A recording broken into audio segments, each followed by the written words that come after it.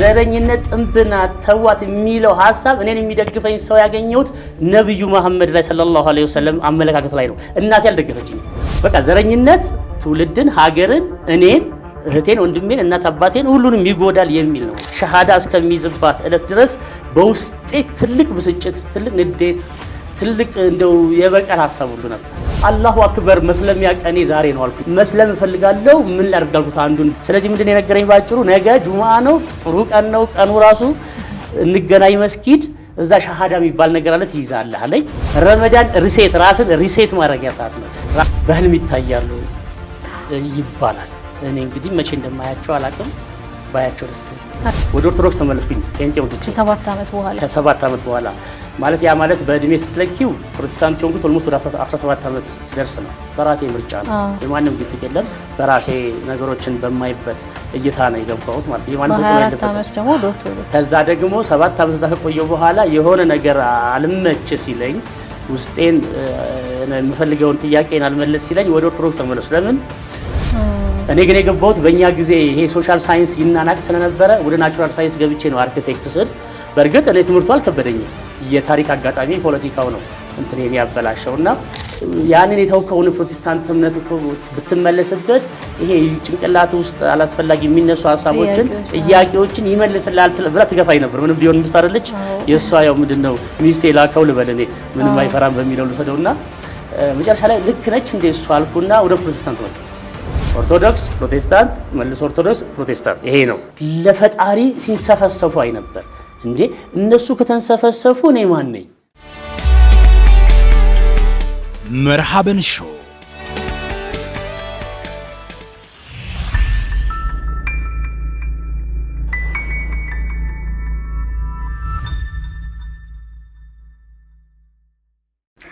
አሰላሙ አለይኩም ወራህመቱላሂ ወበረካቱ። የቻናላችን ተከታታዮች በአልፋሩቅ መልቲሚዲያ ፕሮዳክሽን ተዘጋጅቶ የሚቀርብላችሁ መርሐበን ሾው ፕሮግራማችን እነሆ ከሰዓት ጀምሮ ወደ እናንተ መድረሱን ይቀጥላል። በመርሐበን ሾው ፕሮግራማችን የተለያዩ የስራ መስክ ላይ ተሰማርተው ስኬታማ የሆኑ ሰዎችን እንዲሁም ደግሞ የሚናገር ድንቅ ታሪክ ያላቸውን እንግዶች እዚህ ስቱዲዮ ድረስ እየጋበዝን ከነሱ ጋር ድንቅ ቆይታ የምናደርግበት ፕሮግራማችን ነው።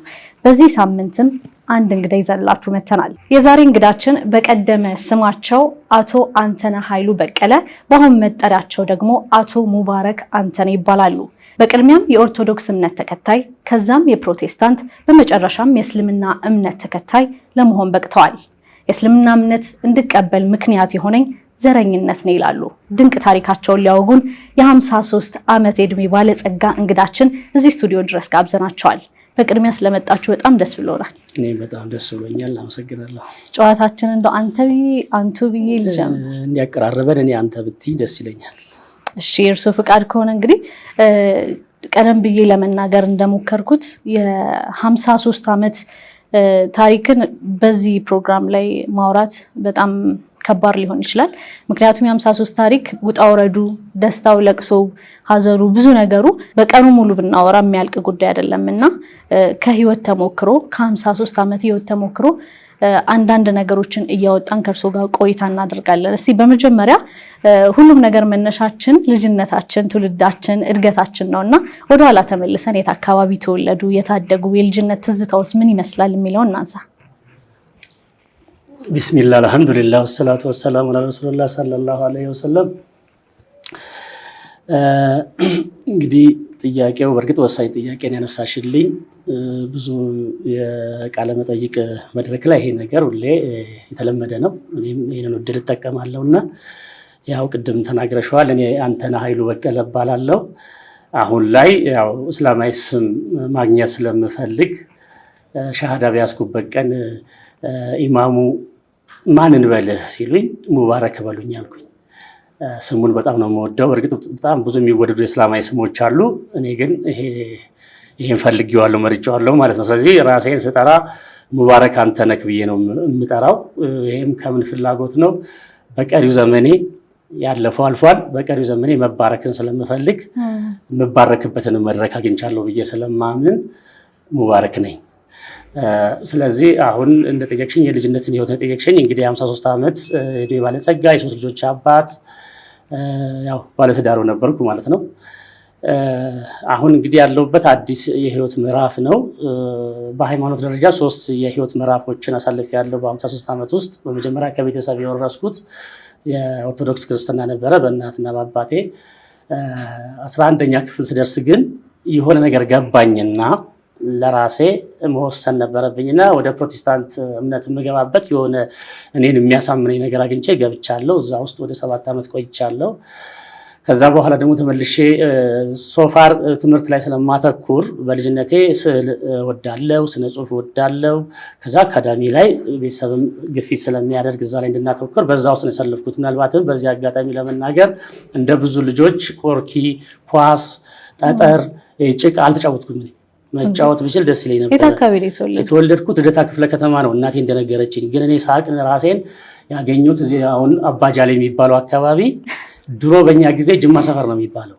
ጅማ ሰፈር ነው የሚባለው የወታደሮች ሰፈር ነው። የቆየ ሲሄድ ደግሞ የጴንጤ ሰፈር ተባለ። ለምን? ጴንጤ ስለበዛበት ፕሮቴስታንት ስለበዛበት ማለት ነው። በአጭሩ አሁን ላይ አባጃሌ የሚባለው ሰፈር እዚሁ ኮልፌ ቀራኒዮስ ከዚህ ከቤተል ማዶ የሚገኝ ሰፈር ነው። ኦልሞስት አሁንም መውጫ መግቢያ ነው ሰፈሩ እና እዛ ነው ያደግኩት። የተማርኩትም መሰረተ እድገት የሚባል ትምህርት ቤት አለ እዚህ 11 ቀበሌ እዚሁ ኮልፌ ቀራኒዮስ ውስጥ። ሃይ ስኩሉን አዲስ ከተማ ሉልሞ ኮንን መርካቶ ያለውን ተማርኩት። ስለዚህ የልጅነት ህይወቴ በስነ ጽሁፍና በስዕል ነው ያሳለፍኩት እና ምናልባትም የሚያውቁኝ ሰዎች በዚህ ዘርፍ ትልቅ ደረጃ ይደርሳሉ ብለው ይጠብቁኝ ነበር። ግን ያ አልሆነም። ያ እንግዲህ አንድ የህይወት አጋጣሚ ነው። ብዙም አልጸጸትበትም። ያው ከእንግዲህ ወዲያ በቀር ህይወትም ልጠቀምባቸው የምችልበትን ክህሎት አስይዞኛል፣ አስጨብጦኛል። በተረፈ ትምህርት ላይ ነበር የማተኩረው። ትምህርቴን በጥሩ ሁኔታ ነው እስከ 12ኛ ክፍል የተጓዝኩት። እዛ 4 ኪሎ ዩኒቨርሲቲ ገብቼ እዛ አርኪቴክት የመሆን ህልም ነበረኝ። ያንን ግን አሁን ላይ ሆኜ ሳስበው ቀድር ነው። በወቅቱ ግን እንዴት ለምን የሚያስብል የሚያበሳጭ የሚያናድድ የታሪክ አጋጣሚ ነበረ። ኤርትራ የምትባል ሀገር ነበረችን። አሁን ሌላ ሀገር ሆናለች ታውቂያታለሽ። እና ያቺ ሀገር እኔ ማውቃት ሀገሬ መሆኗን ነው የማውቀው። እኔ ዩኒቨርሲቲ ተማሪ እያለሁ በ1985 4 ኪሎ ዩኒቨርሲቲ ተማሪ እያለሁ ግን ተገነጠለች። ያው ዝርዝሩ ውስጥ መግባት አያስፈልግም። ስትገነጠል በተፈጠረ ረብሻ በወቅቱ የነበሩ ተማሪዎች በቃ ያው ከትምህርታቸው እንዲያቋርጡ የሚያስገድድ ነውጥ፣ ረብሻ፣ ሁከት ነበረ። ለ3 ወር ነበር ዩኒቨርሲቲ ተዘጋው። እኔም አንዱ የነውጡ ሰለባ ሆኜ ትምህርቴን አርኪቴክት የመሆን ዕድሌን ሳላሳካ ወጣው ማለት ነው። ከዩኒቨርሲቲ አቋርጬ ከ2ኛ ዓመት ላይ ኬሚስትሪ እንድንማር ነበር የተመደብኩት። ኬሚስትሪን የመማር የማጥናት ፍላጎቴ ያን ያህል ስላልነበረ ታውኩት። ትምህርት ከዩኒቨርሲቲ ወጣው። ከዛ ወጥቼ ግን ጁኒየር ነርስ መሆንበትን ዕድል አገኘሁኝና ሆንኩኝ። እንዳጋጣሚ ሆኖ በ1985 የነበረ ባች ፕራይቬት የሚባል ነገር አለ። ድጋሜሽ ተፈተኝና 12ኛ ክፍል ትመደቢያለሽ። ያ ዕድሉ የተዘጋበት ዓመተ ምህረት በጣም የሚያሳዝን ገጠመኝ የነበረበት ዓመት ነበር እና በህይወቴ ትልቅ በቃ መታወክና ትልቅ ማጣት ያጣውበት ሰዓት ማለት ያኔ ነው። ስለዚህ አርኪቴክት የመሆን ዕድሌን አጣው። ለምን? አርኪቴክት ለመሆን የምፈልገው አንደኛ አካዳሚካ ላይም ጥሩ ነኝ፣ ፊዚክስ ማቴማቲክስ ላይም ጥሩ ነኝ። ከእንደገና ደግሞ ስዕል ስላለው በስዕል ተሸላሚ ነኝ። እኔ በልጅነቴ አንደኛ ደረጃ ተማሪ እያለሁ መሰረተ እድገት ልዑል መኮንን እያለሁ በስነ ጽሁፍ ተሸላሚ ነኝ። ውድድር ከተካሄደ እኔ ከተሳተፍኩኝ አንደኛ ነቱ እኔ ነው። ግን ብዙ አልነበሩ። ለምሳሌ መሰረተ እድገት ተማሪ እያለሁ እንደዚሁ ትምህርት ቤት ውስጥ በተደረገ ውድድር፣ በነገራችን ላይ ኃይለ መለኮት መዋዕል የሚባሉ ታዋቂ ደራሲ አሉ። እናንተ አታውቋቸውም፣ የአሁኑ ትውልድ ላያውቃቸው ይችላል። በእኛ ጊዜ ግን የኔ አማርኛ አስተማሪ ናቸው እና የወዲያነሽና ጉንጉን የሚባሉት መጽሐፍ ጽፈዋል። ተወዳጅ መጽሐፍ በአማርኛ በደንብ አድርገው አሻራቸውን በእኔ ላይ ጥለዋል። ስለዚህ አማርኛ ቋንቋ በጣም እወዳለሁ። ምናልባት አሁን በእስላሚ ቋንቋ ማስተንተን ይባላል አይደል? እኔ ደግሞ ያኔ አማርኛን አስተነትን ነበር። በቃ በጣም አማርኛን ስብጥርጥር አድርጎ ማወቅ ፈልጋለሁ። ስቲል ነው ማለት ነው። አሁንም ቢሆን እኔ አማርኛን አንድ ቃል ሲመጣ እዛ ቃል ውስጥ ያለውን ውስጡን ማግኘት ወዳለሁ። አሁንም ለዚህ ነው ቅኔ መጽሐፍ የምችው ይሄ ነገር የምታርገኝ ከሆነ ነው። የአማርኛ ቅኔዎች አሉ፣ የግዕዝ ቅኔ ያለ የአማርኛ ቅኔ። እኔ በአማርኛ ቅኔ እንደ አዲስ አበባ ልጅ አዲስ አበባ ተወልዶ እንዳደረገ ልጅ አማርኛ ቅኔን የማውቀው ምናልባትም ከትውልዱ አንዳንድ ጊዜ እኔ ብቻ ነኝ እንዴ እላለሁ። ለምን ሌላ ሰው ብዙ ይሄን ነገር ሲሰራ ላይ ግን እኔንም አልጠቀመኝም። ቅኔ ጽፍ ነበር። ስለዚህ ባጭሩ መምህሬ ኃይለ መለኮት መዋዕል እሳቸው ነበሩ መምህሬ። በዚህ በቋንቋው ዘርፍ እንትን ብለውኛል። ሲሳይ ንጉሱ የሚባልም ደግሞ ደራሲ እንደዚሁ ጎረቤት ነን። የሰራዋቸውን የስነ ጽሁፍ ስራዎች ያይልኝ ነበር። ከዛ ውጪ ደግሞ አያልነህ ሙላቱ የሚባል ታዋቂ ስነ ጽሁፍ ሰው አለ። እሱ ጋርም ሄጄ ስራዎቼን አስገመግም ነበር። ፑሽኪን የኪነ ጥበብ መድረክ አለ እዚህ ወደ ቸርቸር ጎዳና ወደ ካቴድራል አካባቢ እዛ ውስጥ በተወሰነ ደረጃ ተሳትፎ አደረግ ነበረ። አሁን እዛ አብረን የምንሳተፍ የነበሩ ልጆች በአሁኑ ሰዓት እነ ማንዴላ ፊልም የሚሰራው ልጅ ያሬድ ሹመቴ የዛ የኦዲዮ ቪዥዋል ሊቀመንበር ነው። አሁን ያለበት ሁኔታ አላውቅም። እነሱ ሁሉ አብረን ነበር። ስለዚህ እኔ በዛ ዘርፍ መጓዝ የነበረብኝን መስመር ትንሽ ሚስ አድርጌው ወደ ሌላ የሙያ ዘርፍ ገብቼ ነው የተለያየ ነውና በአጭሩ ለጠየቅሽን ጥያቄ ልጅነቴ በስዕል በስነ ጽሁፍ ሳሳልፈው አሻራም ያሳደሩብኝ ደራሲያን ሰዎች ነበሩና የምሰማው የማዳምጠው ማየት የምፈልገው ሁሉ ስነ ስዕል ስነ ጽሁፍ ሬዲዮ ፕሮግራም እንደዚህ መከታተል እፈልጋለሁ። እንደውም አንደኛ ደረጃ ያለው ትሩፋት የምትባል የሚዲያ ሰው ነበረች። እሷ ይዛኝ በስነ ስዕል እና በስነ ጽሁፍ አሸንፌ የልጆች ፕሮግራም ላይም ቀርቤ አውቃለሁ። ብቻ ያካሄድ ዛሬ ላይ በስነ ጽሁፍና ሊትሬቸር ትልቅ የሚባሉ ሰዎች መድረክ ላይ ነበር ሊያስገኘኝ የሚችለው የራሴ የምርጫ ስህተት ለህይወቴ ምንድነው መሆን አለብኝ የሚለውን የምርጫ ስህተት ፈጽሜ እዛ ውስጥ አልተገኘውም እና ግን ያለ በጎ ነው፣ አላህ የቀደረው ነው። አሁን ላይ ልምዱ ይጠቅማል ብዬ አምናለሁ። ልምዱ ይጠቅማል፣ ዝም ብሎ የሚጣል ነገር አይደለም። አላህም ደግሞ ያንን ክህሎት ሲሰጥ ለያውም ሳትማሪ ነው ትምህርት ቤት ኮሌጅ ሳትገቢ በተፈጥሮ ማለት ነው። ስለዚህ ይጠቅማል፣ አሁንም ቢሆን ይጠቅማል። ምናልባት ስዕል ብዙ ጊዜ በእስልምና ውስጥ ዛት ማች ኢምፖርታንት አይደለም፣ ስነ ጽሁፍ ግን ያስፈልጋል ብዬ ነው የማምነው እኔና አሁን ላይ ያንን የስነ ጽሁፍ አቅም የእስላማዊ ስራዎችን በመስራት በዛ ማስተማር ይቻላል። አሁን እንደዚህ አይነት ሚዲያ ላይ ሐሳብን ሳይቸገሩ ማንሸራሸር ስለሚቻል ለዛ አጠቀምታለሁ። ስለዚህ ባጭሩ ሳጠቃልለው ልጅነቴን ያሳለፍኩት በስዕልና በስነ ጽሁፍ ነው። ያ ደግሞ ነገሮችን በተለያየ አንግል እንዳገናዝብ እንዳስተነትን ረድቶኛል ብዬ ነው ጠቅሞኛል። በዛ መልኩ ነው የምለው። ለዛሬውም የእስልምና ህይወቴ የሆነ ያስጓዘኝ መንገድ አለ ብዬ ነው የማምነው። ልጅነቴ በዛ መልኩ ነው የተጠናቀቀው። በተረፈ አንደኛ ደረጃም ጎበዝ ተማሪ ነኝ፣ ሁለተኛ ደረጃ ላይም ደህና ነኝ እስከ ዩኒቨርሲቲ ማለት ነው። ያቺ የኤርትራ መገንጠል ተከሰታ የዩኒቨርሲቲ ትምህርት እስኪስተጓጎል ድረስ በትምህርት ላይ ቀልድ አላውቅም ነበር። ከዛ በኋላ ትምህርቱ በምን ሄደ? በምን ግራጁዌት አደረጋችሁ ወይስ ትምህርቱ ቀረ? ስነ ጽሁፍ ላይ ቴንክ ዩ። እሺ አቋረጥኩሽ፣ ይቅርታ አድርጊልኝ። ምንድነው በቃ በጣም ተበሳጨው፣ ተናደርኩ፣ በጣም ነርቨስ ነው የሆንኩት። ከባድ ነው። በእኛ ጊዜ ዩኒቨርሲቲ መግባት ልክ እንደው ማጋረን አይሆንብኝና ልክ ጀነት እንደመግባት አይነት ቫልዩ ይሰጠው ነበር። በስ ነገሩ አክቹአሊ ስተት ነው። ከዛም ደግሞ ማቋረጥ መውጣትም ያን ያህል በቃ ዲሞራላይዝድ የሚያደርግ አጋጣሚ ነውና ያ ገጥሞኝ ነበረ። ትንሽ ታውቄ ተረብሼ ነበረ። ድጋሜ የመመደብ እድልም በዛ አመት ላይ ተከልክሎ ስለነበረ ምንም እንኳን ፕራይቬት ከእንደገና አሻሽዬ ጥሩ ውጤት ማመጣም አልተመደብኩምና ምንድነው የሆነው መንግስት ይሄ ነርሲንግ ምናምን ነገሮች እንደዚህ አጫጭር ሙያዎች ያሰለጥን ነበርና ያው ከደረጃ ይዝቅ ብዬ እንደውም ዋሽቼ ዩኒቨርሲቲ ተማሪነት መሆኔን ሳልናገር የነርሲንግ ሙያ ጁኒየር ነርሲንግ ሙያ አጥንቼ የመጀመሪያ ሙያ የነበረው የሕክምና ሙያ ነው። በዛ ተመርቄ በ1985 እሱ ተመርቄ ሚኒሊክ ሆስፒታል ነበር የሚያሰለጥነው ትምህርቱን። እዛ ተመርቄ የመጀመሪያውን ስራዬን በ89 መስከረም ወር ላይ በሕክምና ሙያ ነው የጀመርኩት። ግን ያ ደረጃዬና ፍላጎቴም ስላልነበረ ብዙ አልቆየሁበትም።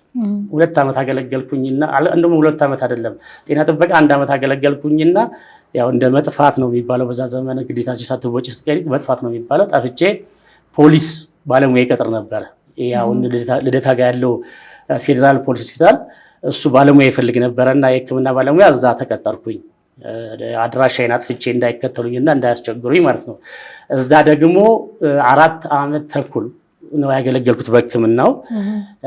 እግረ መንገዱ ፖሊስ መሆን አለበት ተብዬ ፖሊስም ሆኛለሁ። በፖሊስ ማዕረግም ተመርቄ ፖሊስም ነኝ፣ የሕክምና ባለሙያ ሆኛለሁ። አሁንም ሁለቱም ነገሮች ለህይወቴ እኔ ከምፈልገው የስኬት እርከን አኳያ ስላልጣሙኝ ደስተኛም ስላልሆንኩኝ ለጊዜው እንጀራ ለመብላት ቢጠቅሙኝም ኤሌክትሮኒክስ የሚባል ትምህርትን ተግባረድ አሁን ሜክሲኮ ጋር የሚገኘው አሁን ኮሌጅ ሆኗል። እዛ ኤሌክትሮኒክስ አጠናው። እሱን ተመርቄ በሱ ሙያ ደግሞ ኢትዮ ቴሌኮም ተቀጥሬ ላለፉት 18 ዓመታት ይሄ 5 ዓመቱ ሳይቆጠር አሁን በ2012 ነው ስራ ያቆምኩት። 5 ዓመቱ ሳይቆጠር ለ18 ዓመታት በኢትዮ ቴሌኮም ውስጥ በጣም ደስተኛ ሆኜ ብዙ ስራዎች ሰርቼ ሳድግ ነበረ። ትምህርቴንም እዛ ሆኜ አስተምሮኛል ተቋሙ። ዲግሪዬን ተመርቄ ማስተርሴንም እንዳጠና ሁሉ ፈቅዶልኝ እያጠናው ነበረ። በአጠቃላይ ያው እኔ በምፈልገው መልኩ ባይሄድልኝም ቴሌ ላይ ጥሩ የተሳካ የእውቀትም የልምድም አግኝቼ በዛ መልኩ ነበር ያሳለፍኩት ኦልሞስት እስከ 50 ዓመት ማለት ነው። ያ እንግዲህ የመጀመሪያው እምነት በተለይ ከቤተሰብ እንደተረከቡት ከቤተሰብ እንደተወሰደው የኦርቶዶክስ እምነት ተከታይ ነበሩ። 11ኛ ክፍል ወደ ፕሮቴስታንት እምነት ቀየሩ። ከዛ በኋላ ወደ እስልምና ደግሞ የመጡበት ደግሞ ሌላ ሂደት ነበረ። እስቲ ወደ እስልምና እንድትመጡ የወሰናችሁበት አጋጣሚ ምን ይመስል ነበረ? ከፕሮቴስታንትስ እንድትወጡ ያደረጋቸው? ግን ይሄን ነገር ከማንሳታችን በፊት በእነዚህ ሁለት ሃይማኖቶች ውስጥ እያላችሁ ስለ እስልምና የነበራችሁ አመለካከት ምን ነበረ? አመሰግናለሁ። ቆንጆ ጥያቄ ነው። አሁን ምን አለ መሰለሽ ያ የኪነ ጥበባዊ ተፈጥሮ ነው እንግዲህ ነው የምለው እና ያ ተፈጥሮዬ ስዕል ስስል አክቹዋል ስዕል መሳል ወዳለሁ። በተቻለ መጠን በእኛ ጊዜ እንዲህ ትንንሽ ፎቶዎችን በስኬል አሳድገን ትልልቅ ፎቶ እናረጋቸዋለንና አክቹዋል መጥፋት አለበት። በተቻለ መጠን በእርሳስ ነው የምንሰራው፣ በእጅ ነው የምንሰራው። ብዙ ሰዓሊዎች ያሳኩታል፣ እኔም አሳካ ነበር።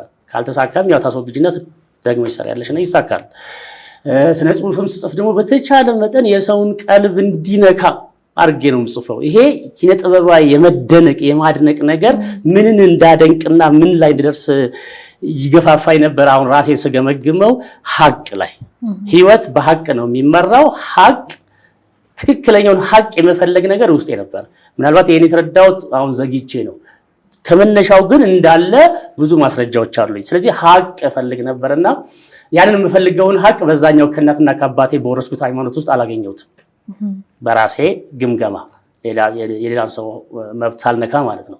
ስለዚህ ወደ ፕሮቴስታንት ጋር ስገባ ያንን የምፈልገውን ሐቅ ያገኘሁት መስሎኝ ነው የገባሁት። ያገኘው ይመስለኝ በቃ ይሄ ነው ትክክለኛው፣ ልከተለው፣ ላምነው፣ ልቀበለው የሚገባ ላራምደው የሚገባ የሚል ሐሳብ መጣልኝ። ያንን ለ7 ዓመታት ይመስለኛል ባልሳት ያው ኖሬበታለሁ። ያን ከኖርኩ በኋላ አሁንም የሚጎረብጠኝ ነገር ተፈጠረ ማለት ነው። ውስጥ ሳይኮሎጂ ውስጥ ማይንድ ሴት ውስጥ የሆነ ጥያቄ ያልተፈታ ጥያቄ ነበረ። ይሄ እንግዲህ ለራሴ ለሰው አልናገርም ወይም ደግሞ ያን ሊመልስልኝ ይችላል የምለውን ሰው በርግጥ ጠይቃለሁ። ሳይመልስልኝ ሲቀር ራሴ ጋር ያስቀረው ጓዝ ነበረ። ምንድን ያደረኩት አሁንም ወደ ኦርቶዶክስ ተመለስኩና ማለት ነው። ምናልባት ይሄ የዙረት ታሪክ ሰዎችን ሊያስተምርም ላያስተምርም ይችላል። በሚያስተምር መልኩ እንደምናገር ተስፋ አደርጋለሁ። ወደ ኦርቶዶክስ ተመለስኩኝ ጴንጤውን ትቼ ከ7 ዓመት በኋላ ማለት ያ ማለት በእድሜ ስትለኪው ፕሮቴስታንት ሆንኩት ኦልሞስት ወደ 17 ዓመት ስደርስ ነው። በራሴ ምርጫ ነው፣ የማንም ግፊት የለም። በራሴ ነገሮችን በማይበት እይታ ነው የገባሁት ማለት የማንም ተጽዕኖ የለበትም። ከዛ ደግሞ 7 ዓመት ከቆየሁ በኋላ የሆነ ነገር አልመች ሲለኝ ውስጤን የምፈልገውን ጥያቄን አልመለስ ሲለኝ ወደ ኦርቶዶክስ ተመለስኩ። ለምን በፊት እስከ 11ኛ ክፍል እያለሁ ትምህርት ላይ ስለማደላ ምናልባትም ያን ያህል በዚህ ደረጃ ባልለካም እኔ ኦልሞስት ኤቲስት ነው የነበርኩ ማለት ይችላል። ለምን ማደንቀው ሳይንስን፣ አካዳሚን እንደዚህ ነገር ነው ማደንቀው። ስለዚህ ኦርቶዶክስን አላቃትም ነበር ወደሚለው ራሴ መጣውና እስቲ አሁን ልወቃት። የፕሮቴስታንቱን አወቅኩት። 7 ዓመት ማቹርድ ነኝ አወቅኩትና የሆነ የራሴን ሪማርክ አስቀመጥኩ። ከዛ ወደ ኦርቶዶክስ ተመለስኩኝ ማለት ነው። ተመለስኩና ኦርቶዶክስም አሁን እንደበፊቱ ሳይሆን አሁን ሃይማኖት ያስፈልጋል በሚል ስነ ልቦና ኦርቶዶክስ ውስጥ በደንብ ማየት፣ ማዳመጥ፣ መማር፣ መከታተል፣ ማምለክ ያው ኢባዳውን ሁሉ መፈጸም ጀመርኩ ማለት ነው። እንደዛ እየኖርኩ እያለው አሁንም ውስጤ ጠያቂ ማንነት አለ ብዬ ነው የማስበው። ማለት ይሄ ባህሪ ያላቸው ሰዎች ሊኖሩ ይችላሉ፣ ካልሆነም እኔ እንግዲህ በልዩነት ልገለጽ እችላለሁ እና አሁንም ጥያቄ አለ አይምሬ ውስጥ የሚጮህ ነገር አለ። ከዛ የሆነ በረሃ ላይ ነበር የምሰራው። እንግዲህ የሥራ ዓለም ውስጥ ገብቻለሁ፣ አድጌያለሁ፣ ማቹር ልጅ ሆንኩ ነው ድጋሚ ወደ ኦርቶዶክስ መለስና ጋምቤላ የሚባል ሀገር ለስራ ተልኬ በዚህ በቴሌ እዛ ስኖር የሆነ አንድ አጋጣሚ ተፈጠረ። ምን የሚያደርግ አሁንም ይሄንን መልስ የምታገኘው ፕሮቴስታንት ውስጥ ነው የሚል ነገር ውስጥ የጮኸ። አሁንም ወደ ፕሮቴስታንት ተመለስኩኝ። ከስንት ዓመት በኋላ ማለት ነው? ከእሱም ማለት ከአልሞስት ከ17 ዓመት በኋላ ይመስለኛል። በቃ ብዙ ቆየሁበት ኦርቶዶክስ። ለምን ስለማላቀው ነው ጴንጤ ሆንኩት ወይም ፕሮቴስታንት ሆንኩት የሚል ነገር ለራሴ ነው የምጠይቀው። ሰው እዚህ ጋር ልክ አይደለም የሚለኝ የለም፣ ይሄን አድርግ የሚለኝ የለም። ይሄን ሁሉ ማድረገው ራሴ ነው። 40 እድሜ ገደባ 40 ምናምን ኦልሞስት በጣም አጭርዶኛለሁ ማለት ነው። እንግዲህ ሰው በ20 ዓመት ብር በ40 ዓመት ልብ ይገዛል ነው የሚባለውና ኦልሞስት ልብ ገዝቻለሁ፣ ብርም ደግሞ በመጠኑ ነበረ። ስለዚህ ፕሮቴስታንት ጋር ተመለስኩ ማለት ነው። ፕሮቴስታንት ጋር ተመልሼ በፕሮቴስታንቱ እንዳጋጣሚ ደግሞ ያገባዋት ባለቤቴ ፕሮቴስታንት ናት። ጅማ ላይ ያገባዋት ፕሮቴስታንት፣ እኔ ኦርቶዶክስ ሆኜ እሷ ፕሮቴስታንት ሆነን እንኖር ነበር፣ ተስማምተን እንኖር ነበር። ግን የራሴን የውስጥ የነፍስያዬን ጥያቄ ግን እሷ ማትመልስም፣ ማንም ይመልስ የለም። መቼ ነበር ወደ ትዳር የገባችሁት ከባለቤቱ?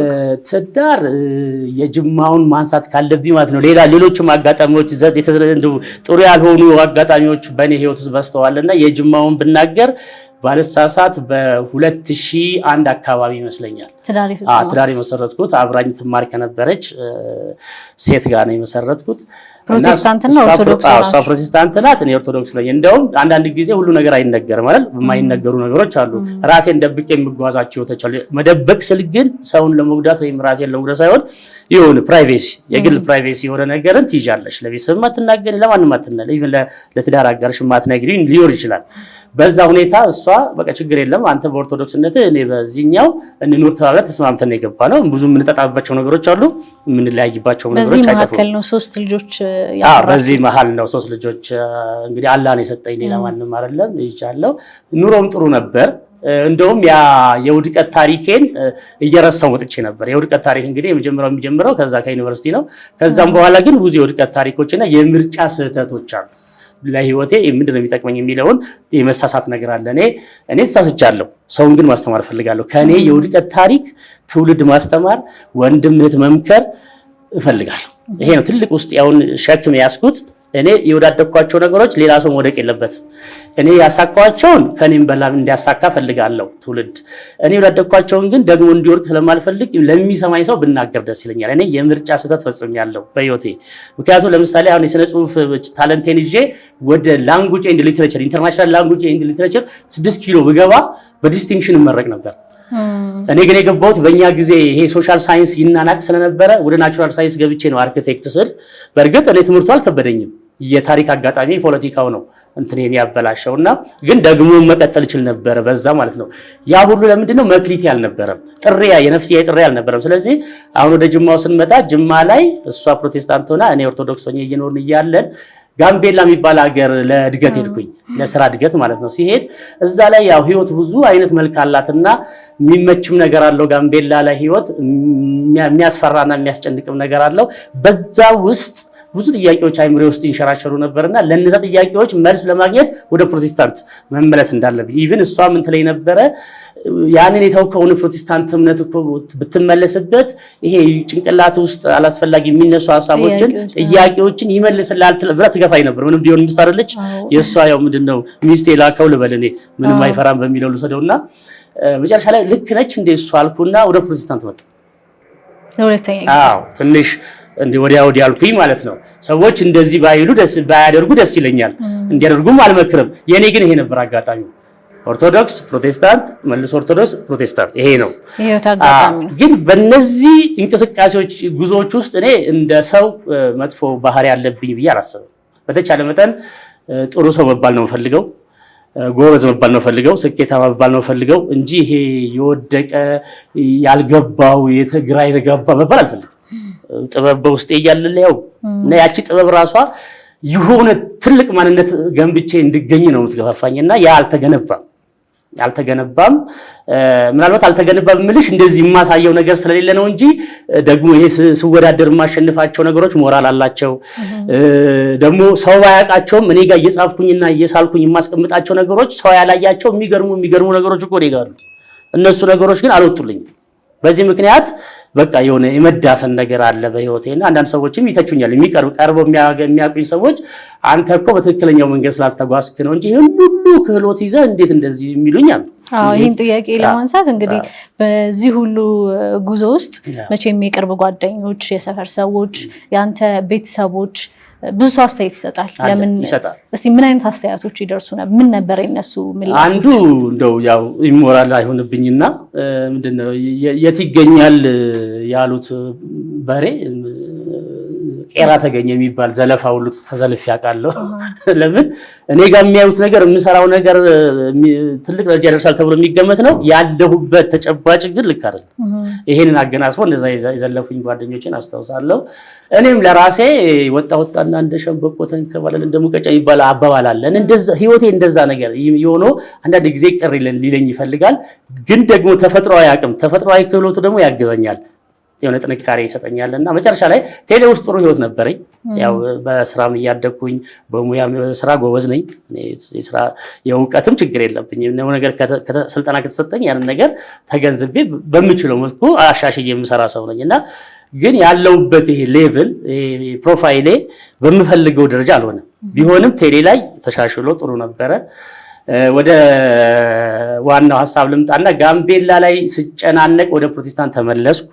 ከዛ ጋምቤላ ላይም አልፈልግም እድገት ተሰጥቶኝ አልፈልግም ጅማ ቤተሰብ ጋር ልመለስ ቤተሰብ ትቼ ነው ጋምቤላ ያርኩት ጅማ ላይ ያለው ቤተሰብና ወደ አንደኛ እምነቴን ላስተካከል ወደ ፕሮቴስታንት፣ ሁለተኛ ደግሞ ቤተሰብ ጋር ልሁን ቢከፋም ቢለማም ብዬ ተመለስኩ። እንደተመለስኩ ግን በፍጹም በህይወቴ ያጋጥመኛል ማለት አጋጣሚ አጋጠመኝ። ምንድነው የሆነው? በቃ ስምን የማጥፋት የኔን ስም የማጥፋት ነገሮች በፌስቡክ በመስሪያ ቤቴ በኩል ባላሰብኩት አቅጣጫ የሆነ እኔን አላግባብ የሞግዳት ነገር ተከሰተ ማለት ነው። ሙባረክ እንደው ከሷ በፊት ግን የእስልምና እምነት ተከታዮችን ስታስቡ ወይም ደግሞ እምነቱን አጠቃላይ ኢስላምን ስታስቡ ምን አይነት ስሜት ይፈጥርባችሁ ነበር? እሷን ጃምፕ አረኳት። ቅድም ጠይቀሽኝ ነበር። እሷን ላንሳት። ከቤተሰቤም ይመስለኛል ይሄ ነገር የኔ ብቻ ባህሪ አይመስለኝም። እናቴም አባቴም ያመላክት አላቸው። በነገራችን ላይ አባቴ ወታደር ነበር፣ እናቴ ቤት እመቤት ናት። አልተማሩም፣ ግን ሳይማሩ የተማሩ የሚባሉ ቤተሰቦች ናቸው። ይሄ ብዙ የአበሻ ወላጆች እንደዚህ ናቸው። እነሱ ያስተምሩናል እንጂ እኛን ያስተምራሉ እንጂ እነሱ አይማሩ። የኔም ቤተሰብ እንደዛ ነበሩ። አሁን አባቴ ወደ አሂራ ሄዷል። እናቴ አለች። አሁንም አመለካከቷ እስቲል በቃ የሆነ ሳትማር የተማረች የምሁር ነው ማለት ይሄ ዲሞክራት ናት ማለት ነው። አባቴም እናቴም እንደዛ ናቸው። አሁን ለምሳሌ ሰልሜ እናቴ ሰሞኑን ፈርቼ ሸሸው። እሷ ግን ዲሞክራት ስለነበረች በአመለካከቷ በሳይኮሎጂያ ፓራዳይሟ ጥሩ ስለነበረ ሰሞኑ ያው ርቅ አድርገናል። ችግር የለም አንተ ብቻ በእስልምና ጥሩ ሙስሊሙን እንጂ ምን ችግር አለ ብላኛለችና እናቴን በዚህ አጋጣሚ ማመስገን እፈልጋለሁ። እና አስታውሳለሁ እኔ አንደኛ ደረጃ እያለሁ አንድ ጴንጤ አብሮኝ የሚማር ኩያይ ነበር እና ጴንጤን እንደዚህ መነወር መስደብ ማጨናነቅ አንድ ወቅት ላይ የተለመደ ነበርና ሲዘልፉት ሲሰድቡት እኔ ለሱ ብዬ ለጴንጤው ብዬ ለምን ትሰድቡታላችሁ መብቱ ነው ለምንድን ነው የፈለገውን ማምለክ የፈለገውን መከተል መብቱ ነው ብዬ እላል። እናቴም እንደዚህ ትላለች። ሰፈር ውስጥ ጴንጤዎች ሲሰደቡ ለምን ተሰድቧቸዋላችሁ በቃ መብታቸው ነው ትላለች። እናቴም እንዴት ስትል ሰምቻታለሁ አይቻታለሁ። እኔም ይሄ ተጋብቶብኛል። ሌሎችም ወንድሞቼም እንደዛ ነው። ስለዚህ አንድ በሃይማኖት በርግጥ ይሄን ተከተሉ ብሎ እንደዚህ የሚያስገድድ ወይ የሚመራ ነው የለም። ለምን አባቴም ወታደር ነው ብዙ ሃይማኖት ላይ የለበትም፣ ግን የራሱ እምነት አለው። እናቴም የኦርቶዶክስ ናት፣ ግን ይሄ የጠለቀ የእምነቱ እንትን የላትም። ይሄ አብዛኛው እናቶችም እንደዚህ ናቸውና እኔ ነኝ ሃይማኖት የትኛው ይጠቅመኛል የትኛው ይበጀኛል እያልኩኝ እያስተነተንኩ የምጓዘው እኔ ነኝ። ለምን ተምሬያለሁ። የተማረ ሰው ይሄን ለማድረግ አይከብደውምና እህቶቼም ወንድሞቼም ይሄን አድርገዋል። ምናልባት እኔ አሁን እንደሰለምኩኝ የመስለም እድሉ ገና ወደፊት ኢንሻአላህ ይገጥማችሁ ይችላል። አመለካከታችን ግን እንደዛ ነው። ስለዚህ ለእስልምናም ብቻ አይደለም ለማንኛውም እምነት አንድ ሰው ላለው እምነት መብቱ ነው አትንኩት፣ እሱ ብቻ በዛ ላይ መልካም ሰው ነው ይገኝ የሚል አመለካከት ነው ያለኝ። ማለት ጥላቻም የለኝም ድጋፍም የለኝም። እንደውም እንዳልኩሽ ቅድም ኤቲስት የሚያስብለኝ ለምንድነው ወደ ቤተክርስቲያን የሚሄድ ወይ የምትሄድ ሴት እህት ወይ ወንድም ማለት ነው ወደ መስጊድ የሚሄድ ወንድም ወይ የምትሄድ እህት ምን አድርጌ ያስብ ነበር። ይሄ የኔ ትልቁ ያመለካከት ድክመቴን ነው የሚያሳየው።